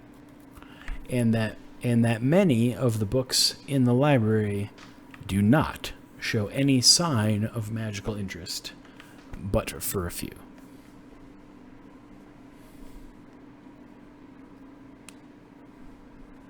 Can I just pick out the few that are magic and just hand them to Azzy and be like, I think you should look.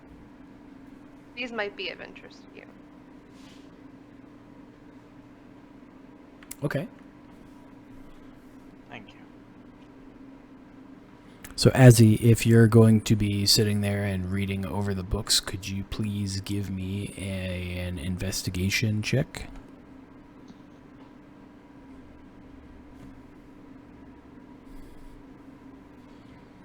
Okay.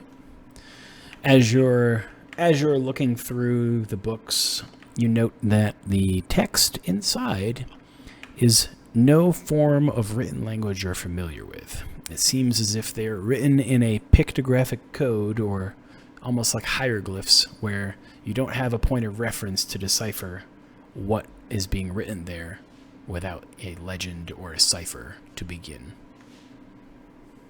Damn it. As after Azzy starts like thumbing through, I just kind of want to turn to the group and nod to the statues and kind of relay that they are magical in origin and that they have transmutation school on them and that I don't trust them. I just realized because nobody told me that I didn't open the doors that were blocking the light for visibility so you could see inside. So there you go. There you go. I thought it was on purpose.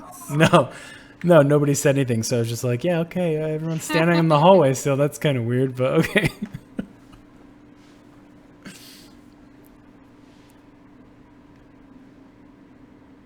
Does the statue react to my presence in the room at all? It does not. I think they may be benign.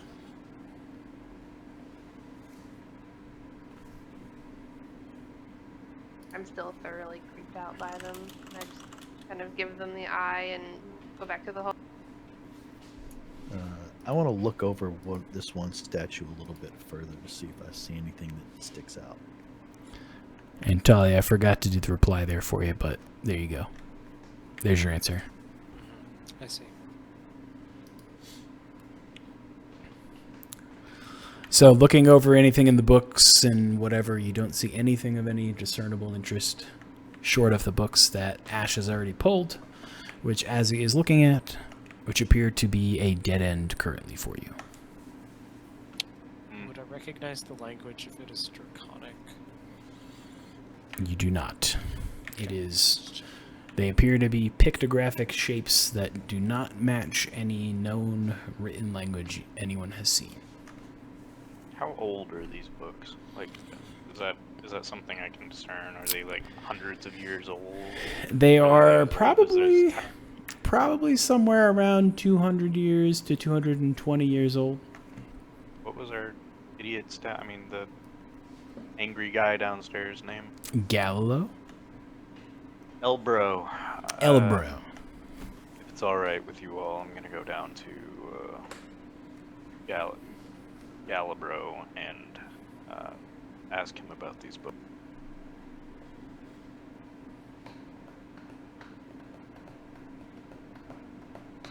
Your silence is approval, so...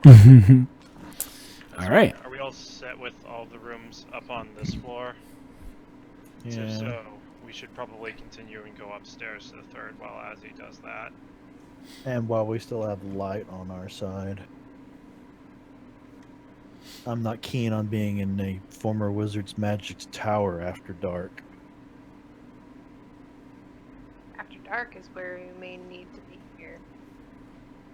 I know. Raving guy walks around like a fool at night.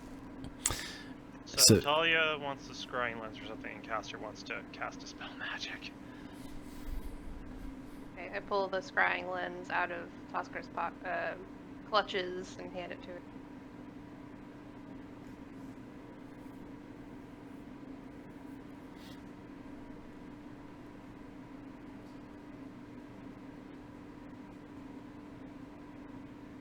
No, you cannot. It's a good thought, but no. And Caster said he wanted to cast a spell magic on a statue. All right. So you cast a spell magic on the statue. Nothing changes.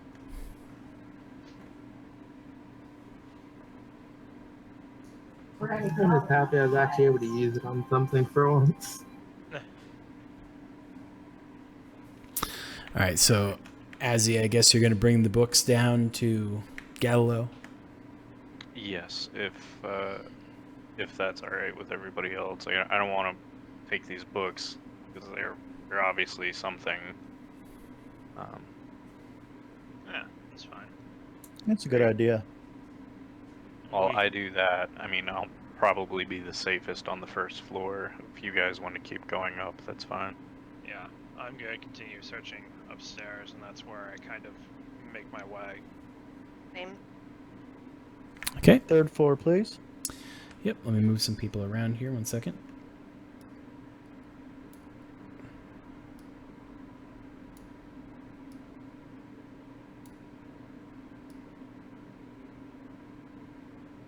I see a bunch more scaffolding.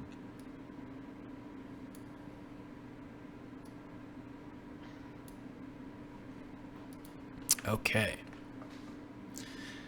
So, Azzy, making your way down to talk with Galileo. He's very fidgety and not in the best of spirits, being interrupted again, but he sees you and says, "Ah, yes. What can I do for you?" Galileo, we found several books intact in the library upstairs. I can't read them though, and I was curious if you might be able to offer any expertise. Oh, most peculiar. Very good find indeed. Let me see. He takes one of the books from you and opens it, peering at the symbols inside. Oh, it's some kind of cipher. Very interesting. You don't happen to know the code, do you? I don't. I was actually hoping that you might be able to help here. Alas, I don't either. But I can certainly try to break it nonetheless. I'll leave these with you for the time being. I'm gonna keep searching with our friends upstairs. All right, so be it. I will begin working on them immediately because this is quite interesting. With that, I head up to the 3rd floor. All right.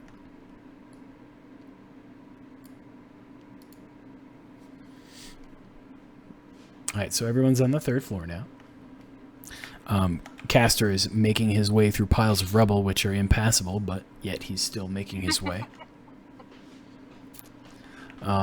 That segment on the floor, on the 3rd floor, the rooms in this area are collapsed entirely, choking the floor in the tower from the floor to ceiling in some sections.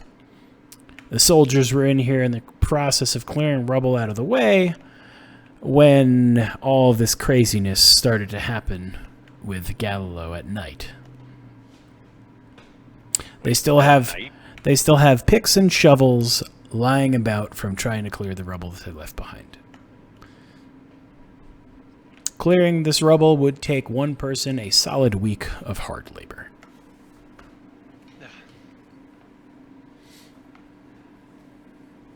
Yes, to answer your question, at night. How long have we been in this tower? Not that long. Maybe like half an hour to an hour. Correct? Mm-hmm. How hard would it be to knock down this wall? Probably pretty difficult. Solid stone wall. Yeah, the tower for itself is still in good shape and construction, aside from the side of it, which basically was blown apart by the planar sphere exploding. It would take one person a solid week's worth of work to dig out the rubble to get into the rooms ahead of us. We're locked? Which door? I mean, you said trying to get into this room over here, right? Right, there's rubble blocking the Right. way. That So we all are this, fully on. yeah, all this stuff in the floor is impassable rubble from the floor to the ceiling. Can I fly around to the window? Oh, good idea. So? because I was gonna see, are there gaps in between the bits and pieces of rubble that are big enough to fit my spider through there? No, there is not on that side. Okay. But if I like move around to say down here, can I then fit the spider through to go into the room? Yes. And if you come around down to that side, you locate that there is a broken window that leads through into the bedchamber. However, with the detect magic that is currently active for Ash, you can denote that this broken window is magicked. What's- Enchantment. Touch it. No, don't do that, don't do that, don't do that, don't do that. Too late, he said he did. All right. Azzy, Don't. go ahead and give me a wisdom save. Wait, how can he touch the window if the window's all the way over here? He's around on the bottom side. Yeah, I get however close I need to touch this fucking window, okay? I'm Yeah. touching Alright. this window. you So can you- basically get right here and should be able to touch it from my understanding. So you reach your hand out and you place your hand upon the frame and nothing happens. See, it's fine. Try to haul my fat ass through the.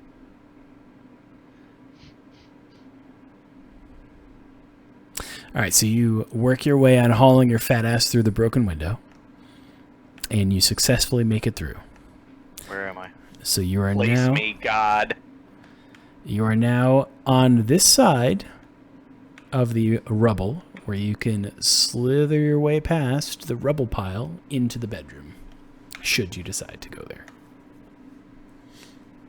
That's where I want to be. Can I try and dispel magic on the window before anyone else does something like that? You can go ahead, yeah. I do that then. Just link me Dispel Magic and let me see if it has any kind of difficulty requirements or anything.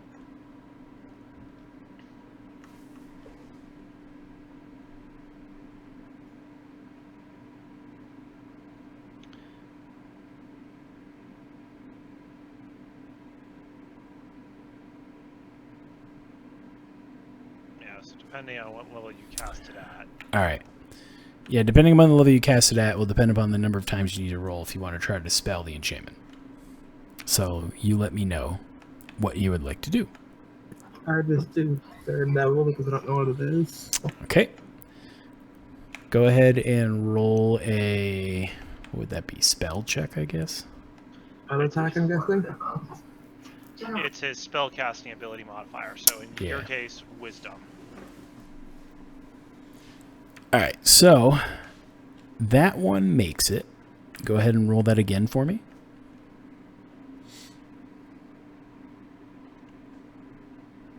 That one makes it as well.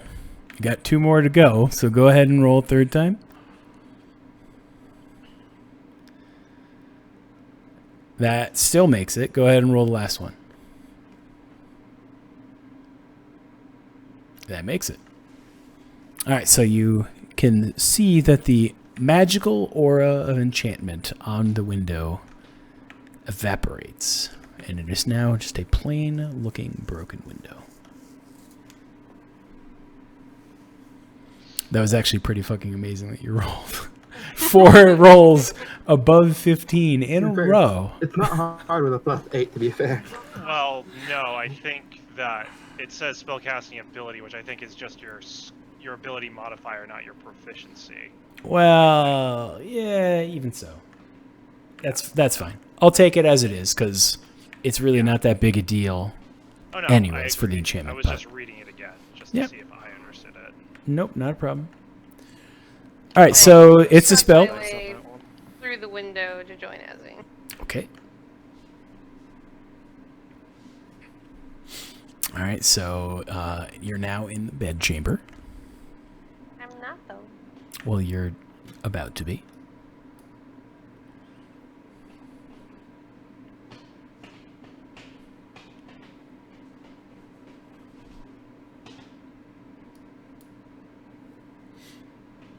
People keep lining up. I'm going to keep pulling them through the wall, so you just tell me. Yeah, I'll go ahead and go. Okay. Here, I'm just going to bring everybody over. Unless Gunhild, do you want to stay out? You want to stay out on the scaffold? I'm not gonna crowd the room. I'm gonna stay out here. Okay, that's fine. I trust. Everybody get in here! I trust their ability to search that room. There's 5 of them. Mhm, You, that's fair. Birdman, get in here! Birdman's gonna go upstairs to the 4th floor via the exterior of the building. Thank you. All right. And there's a beholder there. Goodbye. That music was so perfectly timed for what you just said. That was.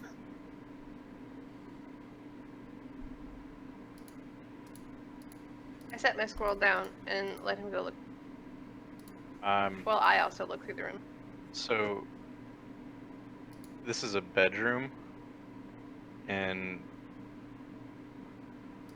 who, like, I'm guessing that since it looks like there's a double bed here, like, it's the one room that's like actually blocked off. That this is probably the big man's room, right?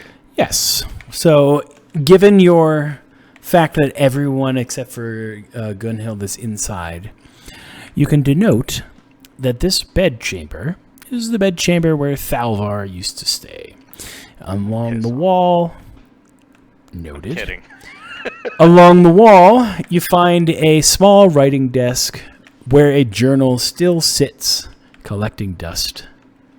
Grab it. All right, you have a journal. I read it. Okay. Looking through the journal, you... All right, let me paraphrase a bunch of this because I'm trying to catch up to what you're doing currently. All right, so you denote that the journal is written in purple ink and that many of the pages are all weathered and old towards the front of the book. But as you get closer to the end of the book, on the last couple of pages, you can discern that the ink is fresh. But the handwriting has not changed. Is my identify magic pinging anything? Nope. Wait a minute. So the ink is purple. Mm-hmm. It goes from old to new, Mm-hmm. and the handwriting is the same. Correct. So, which states that if I'm putting this together, right? We're in Big Man's room, the Thalavar, right? Mhm. Is that his name? Okay. Thalavar. We're in Thalavar's bedchamber. I'm holding his journal, which still has in the new pages his handwriting. Mm-hmm. But this guy's dead. Right? Mhm. Thalavar's dead.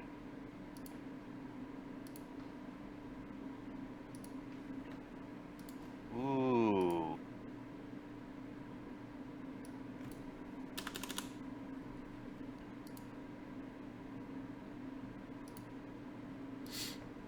I had to go find the handout, so I was digging through things while I was answering your questions. Entries stop here for over 100 years.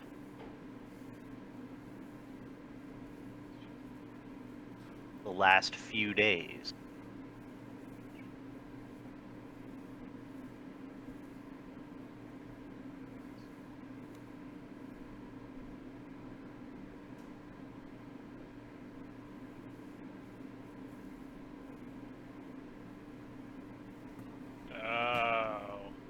Oh no.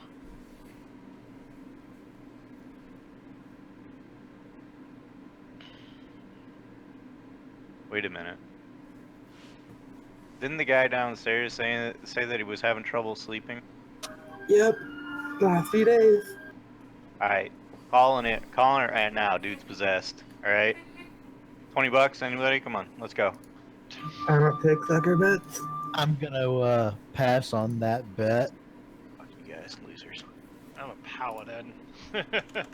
There's possession, I'm pretty sure. Alright. Speaking of which, I actually need to read something really quickly. Okay. So, if this guy only comes out when Dude Man's sleeping, do you want to go knock him out?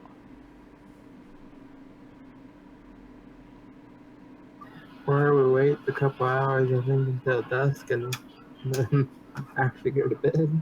So, Do it that way. should we set an ambush in here then? Because clearly the window is magic, meaning that only the dude could have gotten in here, right? Yeah, about So- that. The magic's gone, so he might notice. Oops. He might notice, but if this journal's anything to go off of, it sounds like Thalavar, the possessing ghost, is dreaming. Like, he's lucid enough to know what's going on. He keeps going up to this 4th floor, which we should definitely investigate. But do we do that now, or do we do that after we've subdued what could potentially kill us? I'm not even sure we need to lay a trap, per se. Yeah, this guy's a super cool wizard. He'd probably be fine with us letting him know this. I just give Castor a look. It's like, he's a wizard lost in his studies. He's not gonna notice anything but his studies. I mean, I still believe him that he's not getting good night's sleep, but over what? With this journal in hand, it's pretty clear he's probably possessed and he probably doesn't even know it. Because again, he's lost in his studies. He's a wizard. Yeah, well, look, man, I've watched Ash shred people, okay? Ogres. I've watched kobolds get literally torn to pieces. I don't To know. be I don't fair, want to know. that was nature, not Look, magic. nature, magic, looked magic to me, alright? It's all the same to me. I don't want to find out what this guy can do if he's pissed off at us, and especially if this massive, big deal of a dude is, you know, possessing him. Like, what if Thalavar can channel his abilities through this man? And what if he And then attacks Ash goes us? meat grinder. It'll be fine. I mean, look, alright, that sounds fair to me.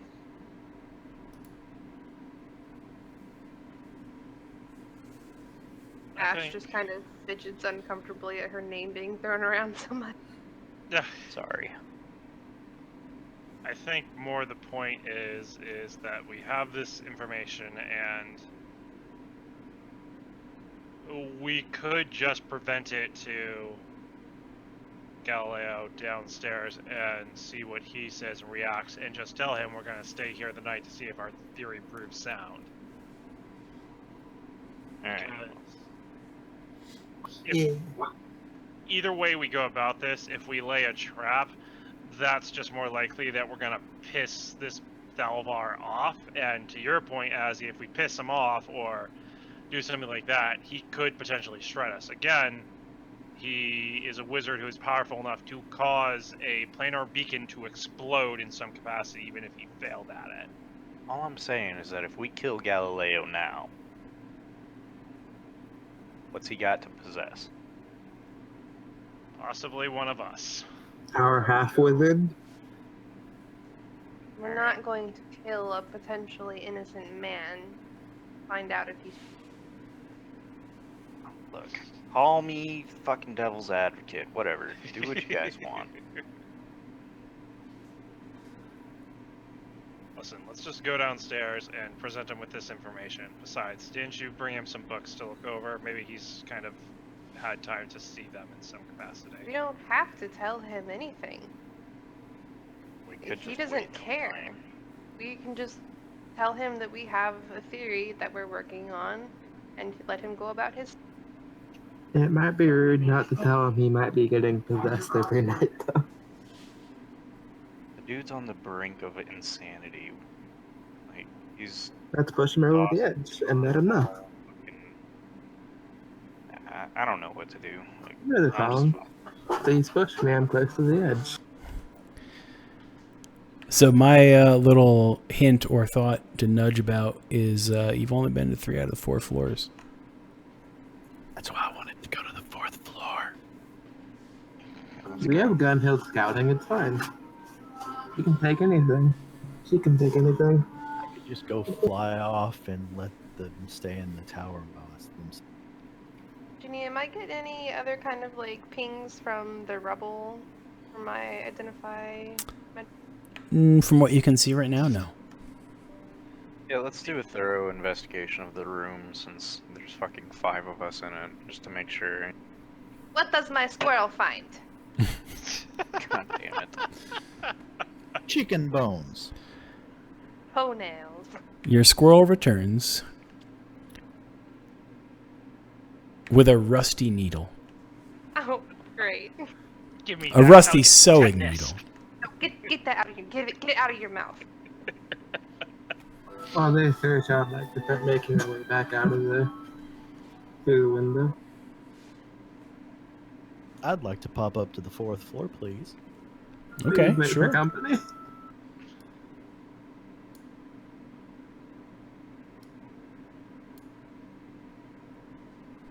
We should probably head up there as well.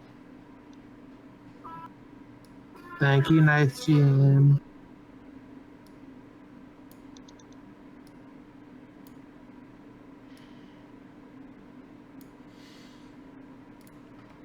So, You've come to the summit, an open-roofed area of the tower, formerly enclosed by a roof, blown off by the destruction of the beacon. There's piles of rubble that are smaller, but otherwise, this is the top of the current tower. I would like to search the room for anything entertaining. All right. I help. Go I'd like ahead. to search for dangerous things, not entertaining things. All right, so Gunhild, go ahead and roll investigation with advantage for me. And Caster, go ahead and roll investigation for me on your own.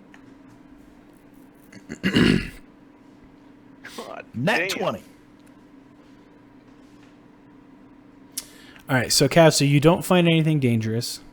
We're safe, guys. And Gunhild, among the rubble and things you find in this floor, you locate the remains of a humanoid individual, crushed beneath the rubble.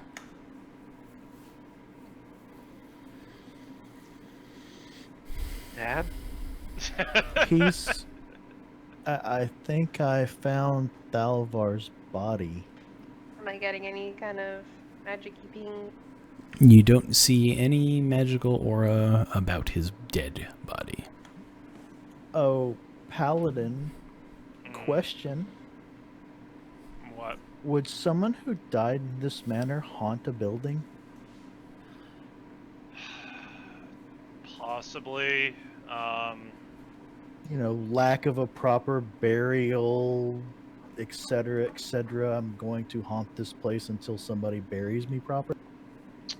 So I roll a religion check, I guess, and I'll get a 17. But from what I can probably understand of how specters and haunts work, Junie, I'm guessing that it's possible if there's unfinished business or it's a traumatic fashion that someone's soul can't pass on to the other side. You would be correct. More than likely, considering how much work Thalavar tried to put into this planar beacon and then it just exploded on him, he probably has unfinished business. And most specters or wraiths, if they do not pass on, become one of a few things. Either they become the undead completely and they just haunt our realm to continue to satiate an insatiable appetite for the living, or to just become mindless and a slave to their base desires, or they become something more like a specter, where until their business is finished, they remain close to where they died, but they can't ever get there to finish it. And with his passing, he probably did become that, considering what Galileo and the guards have told us and what we found, as he found with the journal, where the writings stop for hundreds of years, but then they become more recent. Or did they continue all throughout the century? If I read it right, it was just within the past few days, actually, is when it started picking up. So You're correct. The question then becomes not so much because how long did they say that Galileo was here for? He arrived about the same time you did during the rebuilding of Leyland. So he was Okay. only ahead of you maybe by a day at most. Okay, so if that's the case, then Thalavar would also probably be drawn to him because he has the most potential to finish what he started.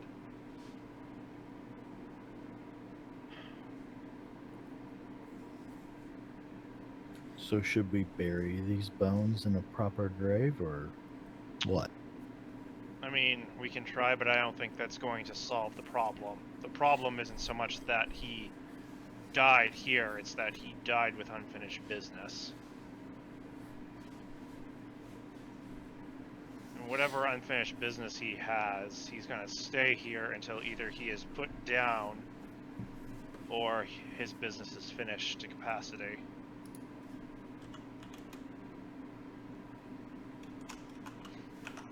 So, what have we found? We found bones, and that's it.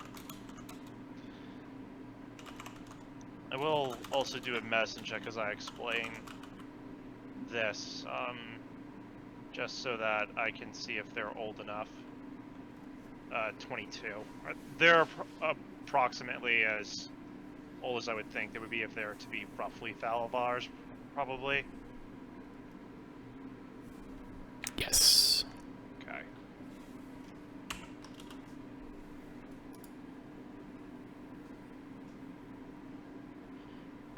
So we found bones that are likely Thalabars. We found bones of a Fey being that is likely his confidant, familiar, what have you.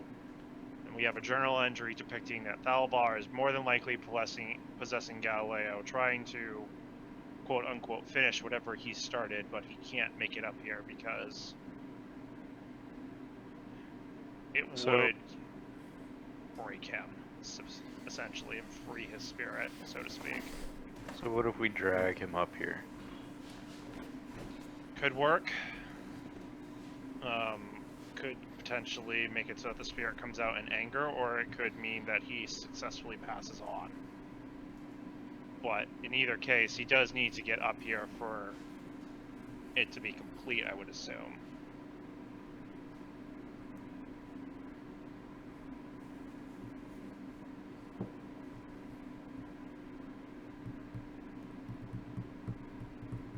Well, shall we wait till nighttime, or shall we confront El? If he's truly possessing El won't know what's happening.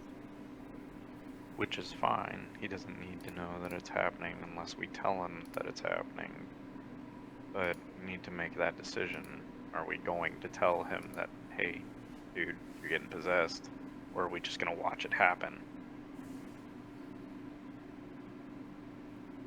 Or do we risk one of us getting possessed tonight and stay in the tower tonight?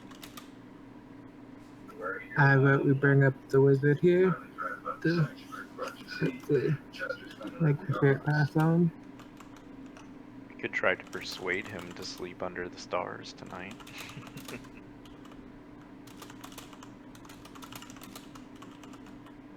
Honestly, yeah, that's a good point. Having him try and confront with his skill would keep us out of range a little better. Can you pull up the journal again, really quickly, Junie? Since Any of you should be able to. It should be in your handouts list if you go to the like newspaper looking thing in the top next to the chat box. Oh. You should see the handout in there.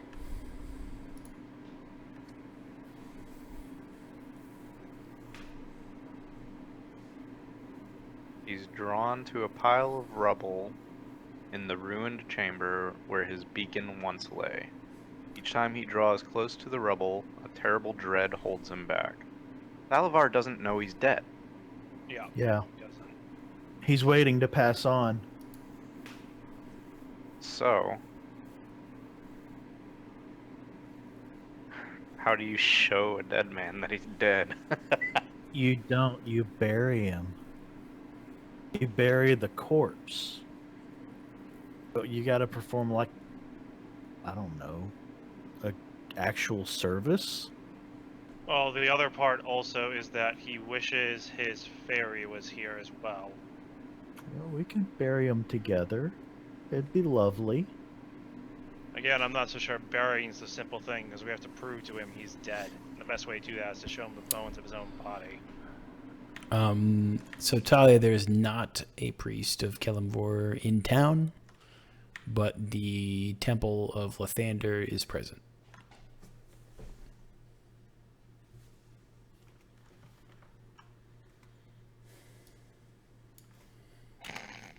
It's better than nothing. I mean, it's still daylight, right? Meanwhile, our little cleric For the moment. is crying in a corner. He finally gets to do something.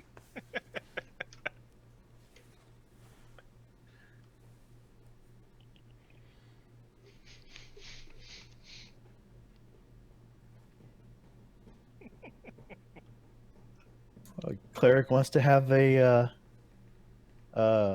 what, you want to perform a funeral?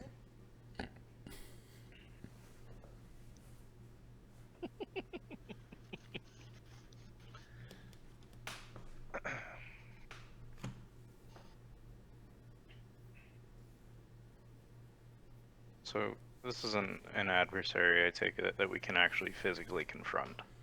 Right. I mean, It's- technically we could potentially. If things go bad, we could. Well, that's what I'm saying. It's not something that we want to confront. Probably Thalavar, not. I was gonna say, is it something you'd like to try to confront? well, I mean, I'm sure there's ways to do it. I'm actually asking, like, what do we want to do? I don't know much about Thalavar. Thalavar was one of the people who came here, and as far as I know, Thalavar was one of the reasons that all this bad shit happened, right? Or am I incorrect here? No. So Thalavar was here, doing his research with the planar beacon, and from which he uncovered, as you've denoted from the journal, he found an object through the planar sphere called the Ruin Stone, as he called it, and he sought to acquire it. Then the bad shit happened, and we don't actually know if he acquired it or not. Perhaps him acquiring it was what caused the beacon to explode. I don't know. You don't know. I say, But that is what he sought.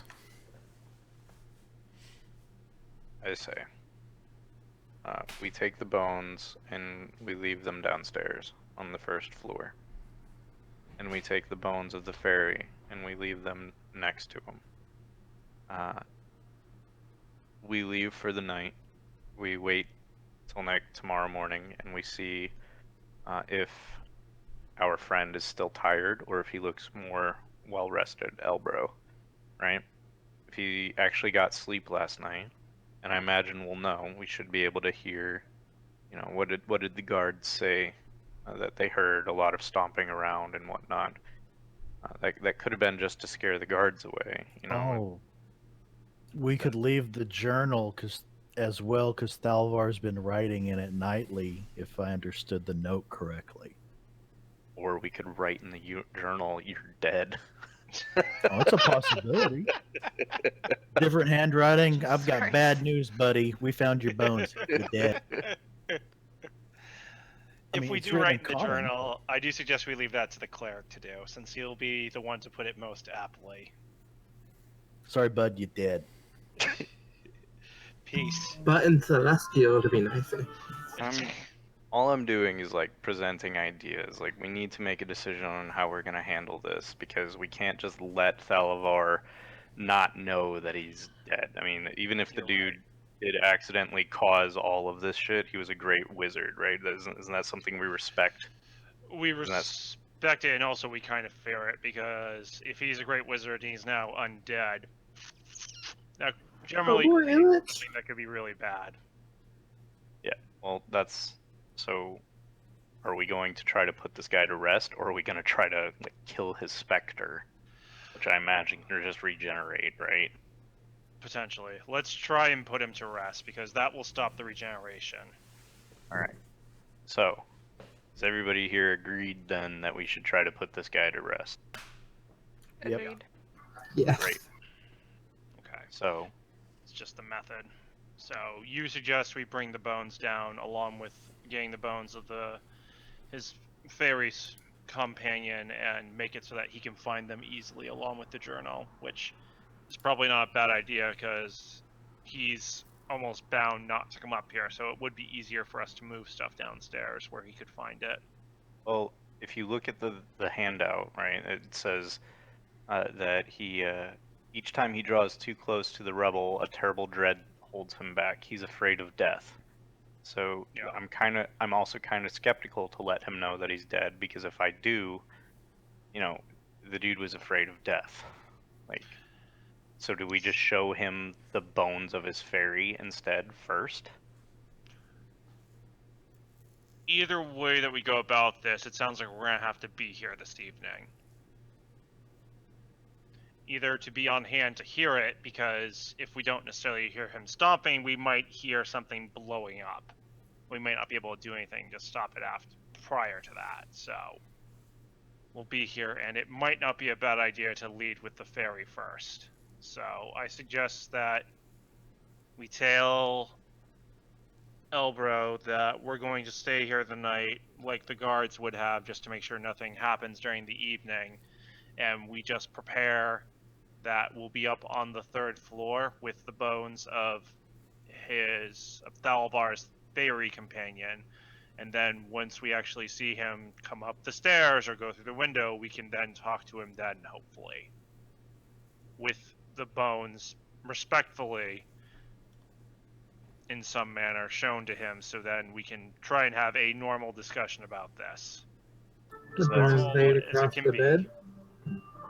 That's also another thing. Do we want to confront? Like, I imagine we'll have to. But who should do the confrontation? Because I don't know about you all, but I'm clearly not the most eloquent or loquacious of us all. We need somebody who can tell the dead that they're dead.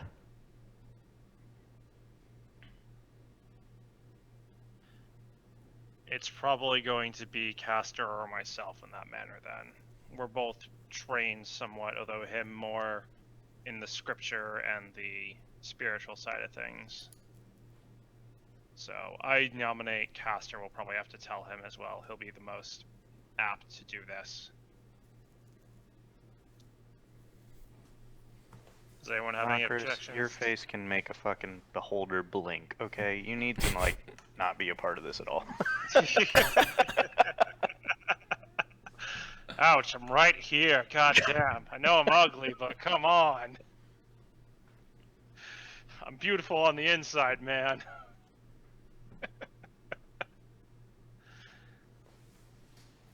I do agree. Castor should be the one to do this. Yeah, Well, you then did. it's Caster up to it.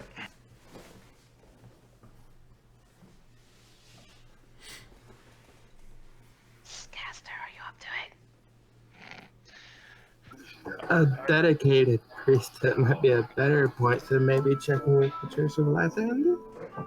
Because mine was more about helping the living more than putting the dead through us. I mean, Talia's got a point too. She did make a donation to the church. Could have an actual priest do this.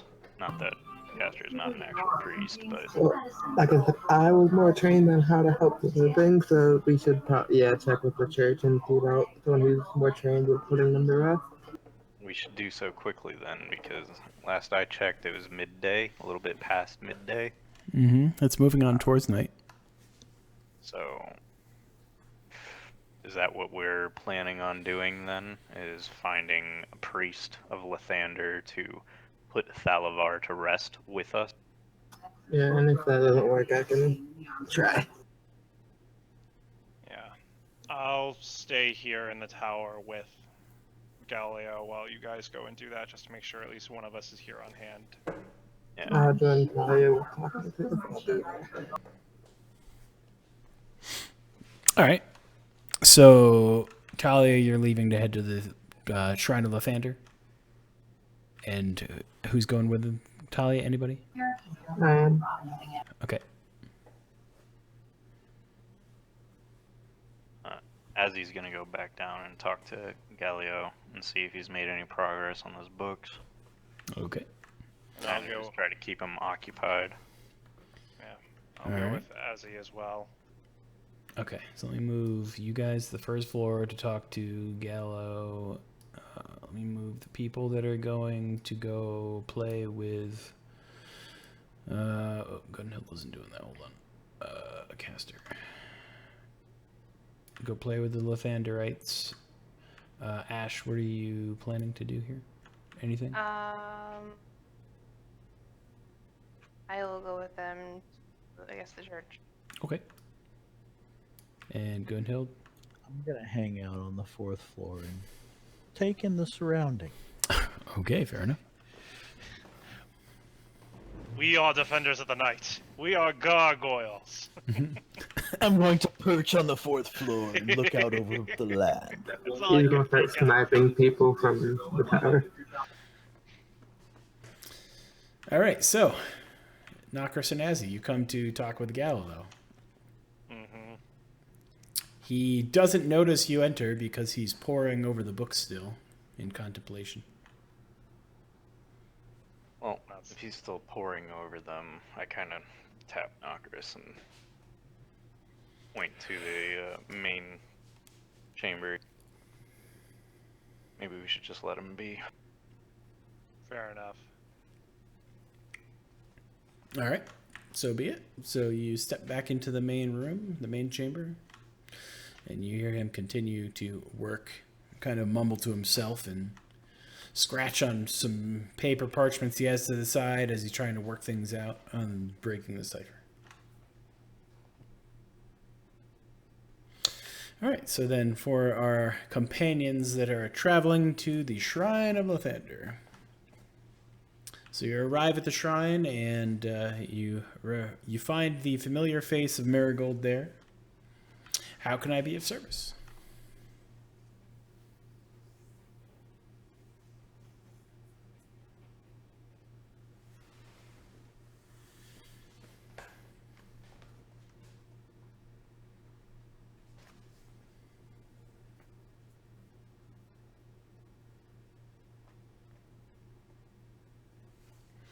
Possession. He takes a moment to look over the journal with you. Wow, that is quite a jump. Almost 100 years from one entry to the next, and it's only been a few days. Few days. That's roughly about the same amount of time since Galileo's been in that tower as well. You may be correct.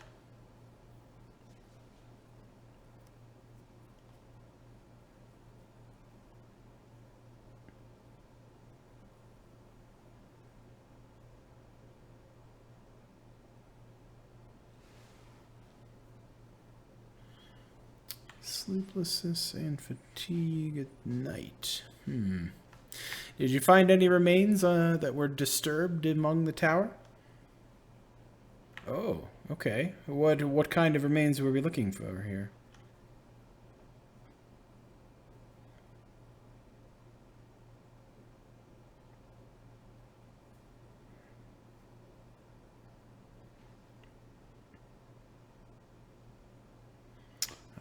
Two sets of remains. Well, I suppose we need to discern which one it might be, or we could simply try to lay them both to rest. I know the funeral rites necessary.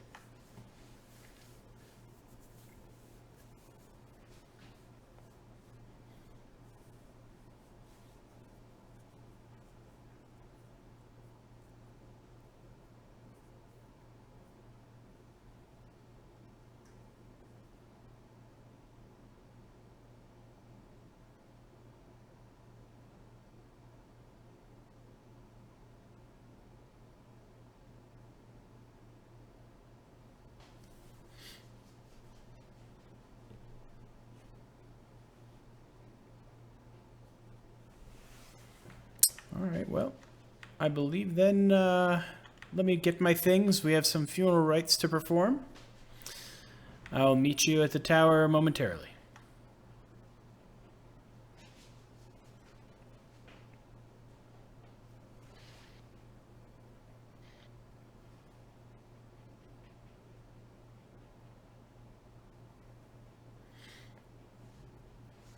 All right, so the father goes back inside the shrine and starts gathering some materials, some relics, candles, things that he would need for the rites.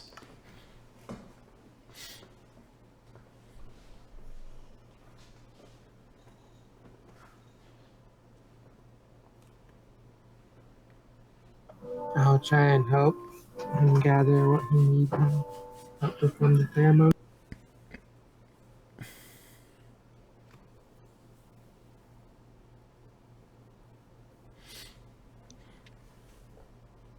All right, so with Marigold, the three of you make your way back to the tower.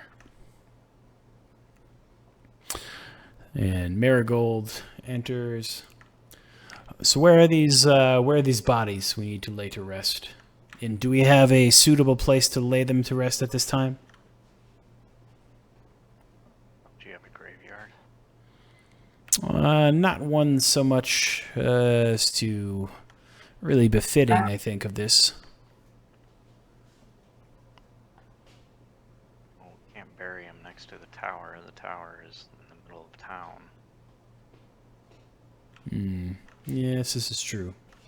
Well, then I suppose we need to find a grave spot. Somewhere scenic for the man, preferably where he can see his own tower.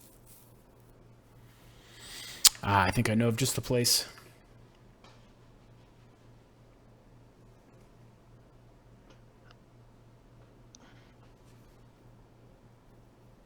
He marks a location to the slight northwest of town, where you can both see the tower's vantage as well as the waterfront. That's perfect. All right, I'll make my way there and set things up. I'll go recruit some muscle to dig for us as well. I think that Azzy will stay in the tower, but somebody else should bring the remains. I'll out of get the tower. remains to take there. Yeah, we need to get Alright. him out of there before night falls and our guy goes to sleep. I'm going to stay with Ozzy. All right. So, Castor, are you going to get Thalvar's remains, or are you going to get Soapwort, his companion's remains? I'll get flowers. Okay. So you go up to the 4th floor to get Thalvar's remains.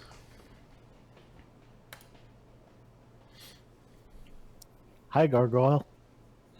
Hi, Gargoyle.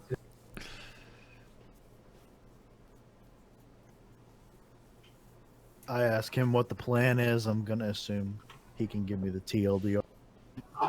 We haven't gotten the leader of the Visualize family thing to help us get from the rest. Good times.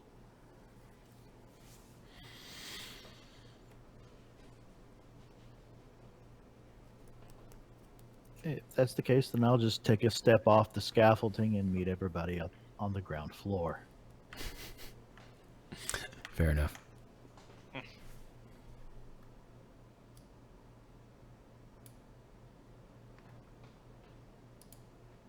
Express elevator to the ground.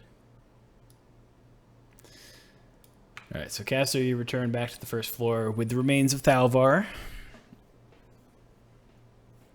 I'll go in and grab the Fae. All right. Gunhild goes and collects the remains of Soapwort. And then I imagine you guys will make your way to the funeral site, while Azzy and Ash stay behind. Keep that guy awake. Trying. I'll stay with Alright. Azzy and Ash as well. I'll ask Marigold if I can assist in putting them to rest.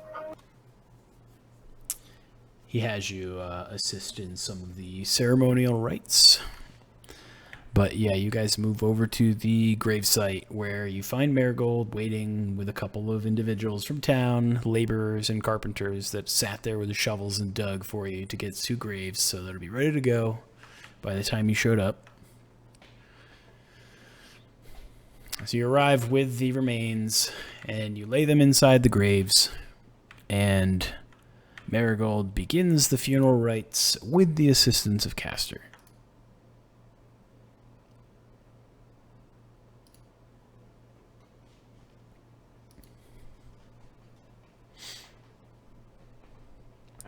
Guess while all that is going on, we're attempting to keep Elbro alive. I mean, awake, rather.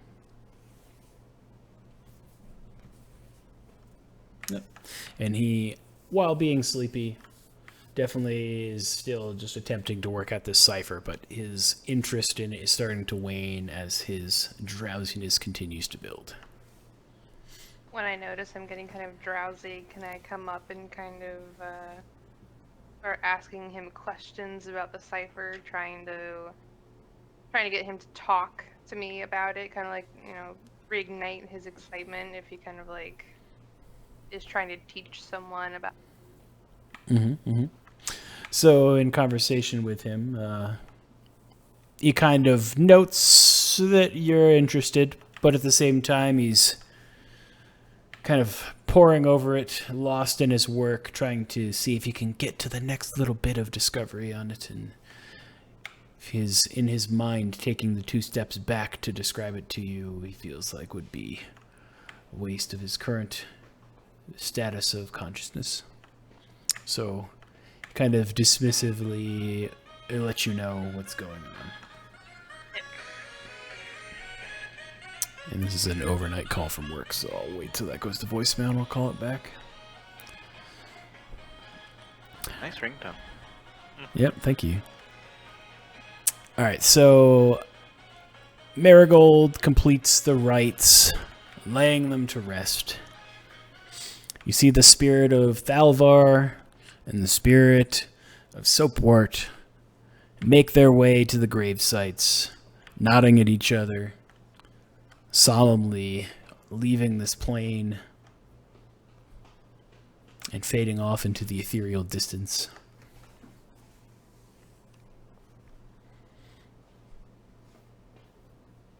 Great.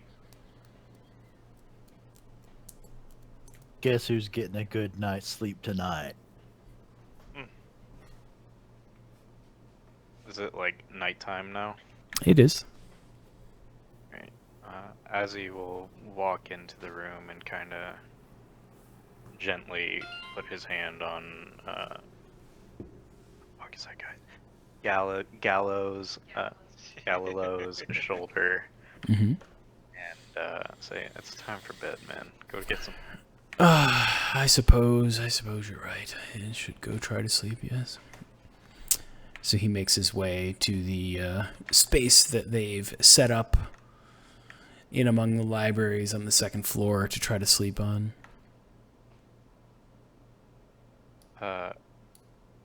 Azzy will also, after he does that, make his way up to the 3rd floor and kind of just wait and see if anything happens throughout the night.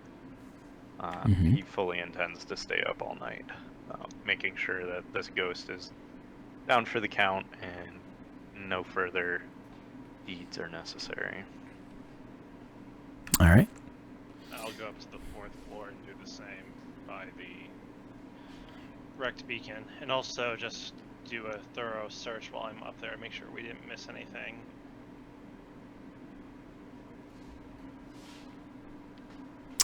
Your search comes back with nothing. You didn't miss anything. Okay.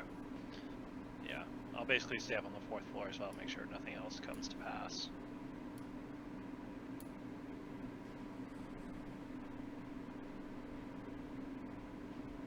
I'm gonna assume the rest of us come back to the tower after the. Yeah, I would have assumed so as well, because otherwise you're just gonna chill over by some graves and just hang out all night. I want to go up to the 3rd floor with Azzy, and once we're up there, I'm going to cast Pass Without a Trace, just in case something does kind of pop up. Fair, okay. Mm-hmm. I'm going to set out my bedroll down on the 1st floor and find a nice place to take a nap. Because I got a bow that'll wake me up if bad things happen. I also lay in my bedroll to sleep.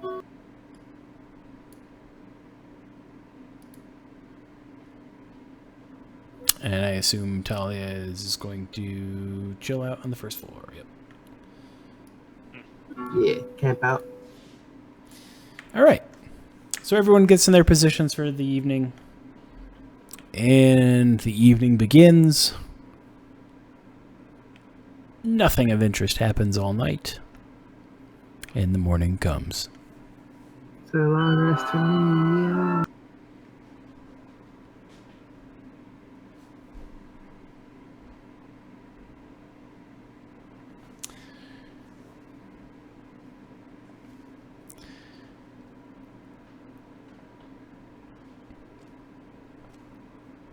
So I'll give a little wrapping up point here for this to pick up for next week, because we're a little over at this point too. But yes, successfully in the morning, Galileo is chipper and spry, having slept well that night, unknowingly that he is now free of possession. Sweet. Yep, that's right. He wishes to speak with you still about his findings with the cipher, but we'll pick that up next week. Sweet. And otherwise, yes, a successful little burial, I guess I should say. I'm a real priest now, guys. Exactly. You graduated. You graduated. You got your little tassel and your diploma. Yep, you graduated. All right. So yeah, I'll hold everything here where it is, and we'll pick it up on next Monday. Sweet. That's good. So the one cool thing about this particular quest is that there's like 4 different ways that you can successfully get to the end. And you guys took one of them, and I was like, oh, that's cool. But there was other ones too. The one that was more tricky, that would have been hard to figure out, would be if you had found Soapward's body and attempted to raise him from the dead. You could have used. Why the fuck would we do that? All right, so follow me out on this here. You could have used Craig's him. gotta do what Craig's gotta do, okay? You could have used him to persuade him and be like, hey, so your master, Thalvar, is haunting this guy's body. If you go up there and basically let him know that this is all a dream, like the journal said, he'll just go away. And that would have been another option. Yeah, it's one way I thought about it, but that requires raising dead or resurrection. And Right. Don't those spells normally have like a time limit of days, not century? No. I mean, I could bring him back as a zombie. Nope. Or a skeleton. It does not in this particular instance for Soapwort. Interesting. Because he's magically bound. He's a fae. Since he's a spirit, could we have like tried to commune with him in some way? So because I'll tell you all the fun things that could have happened if you tried to interact with the ghost. Basically, anything you would have attempted to do to the ghost that would have either made him concerned or cautioned or alarmed at all. He would have evacuated immediately to in the ethereal plane, and in that moment of his transportation would have left behind 3, what were these things called? Bad news. 3 Starspawn Manglers is what they're called. The fuck? So you wouldn't have had a good time. Well then. And Yeah, they could have gotten critted a bunch then. yes, they would have hurt a lot. But yes, basically attempting to fight the ghost was effectively immune to almost every effect you could have thrown at it. And the minute that it sensed the potential of danger, it would have left immediately. So basically you would have been trying to kill a ghost with the capacity of like, you try to do anything to it and it's going to try to leave. It's like fighting a tank with a toothpick. Yeah, pretty much. It was not going to happen. And he would have probably wrecked you pretty bad because, high-level mage that's, in a planar beacon tower that he constructed a couple hundred years ago. He's gonna peace out and vaporize us in the same process. Let's just He'll be just clear on cast this. disintegrate and We watch were us dealing die. with a possible lich in the making. Right. So anyways, that's the gist of that.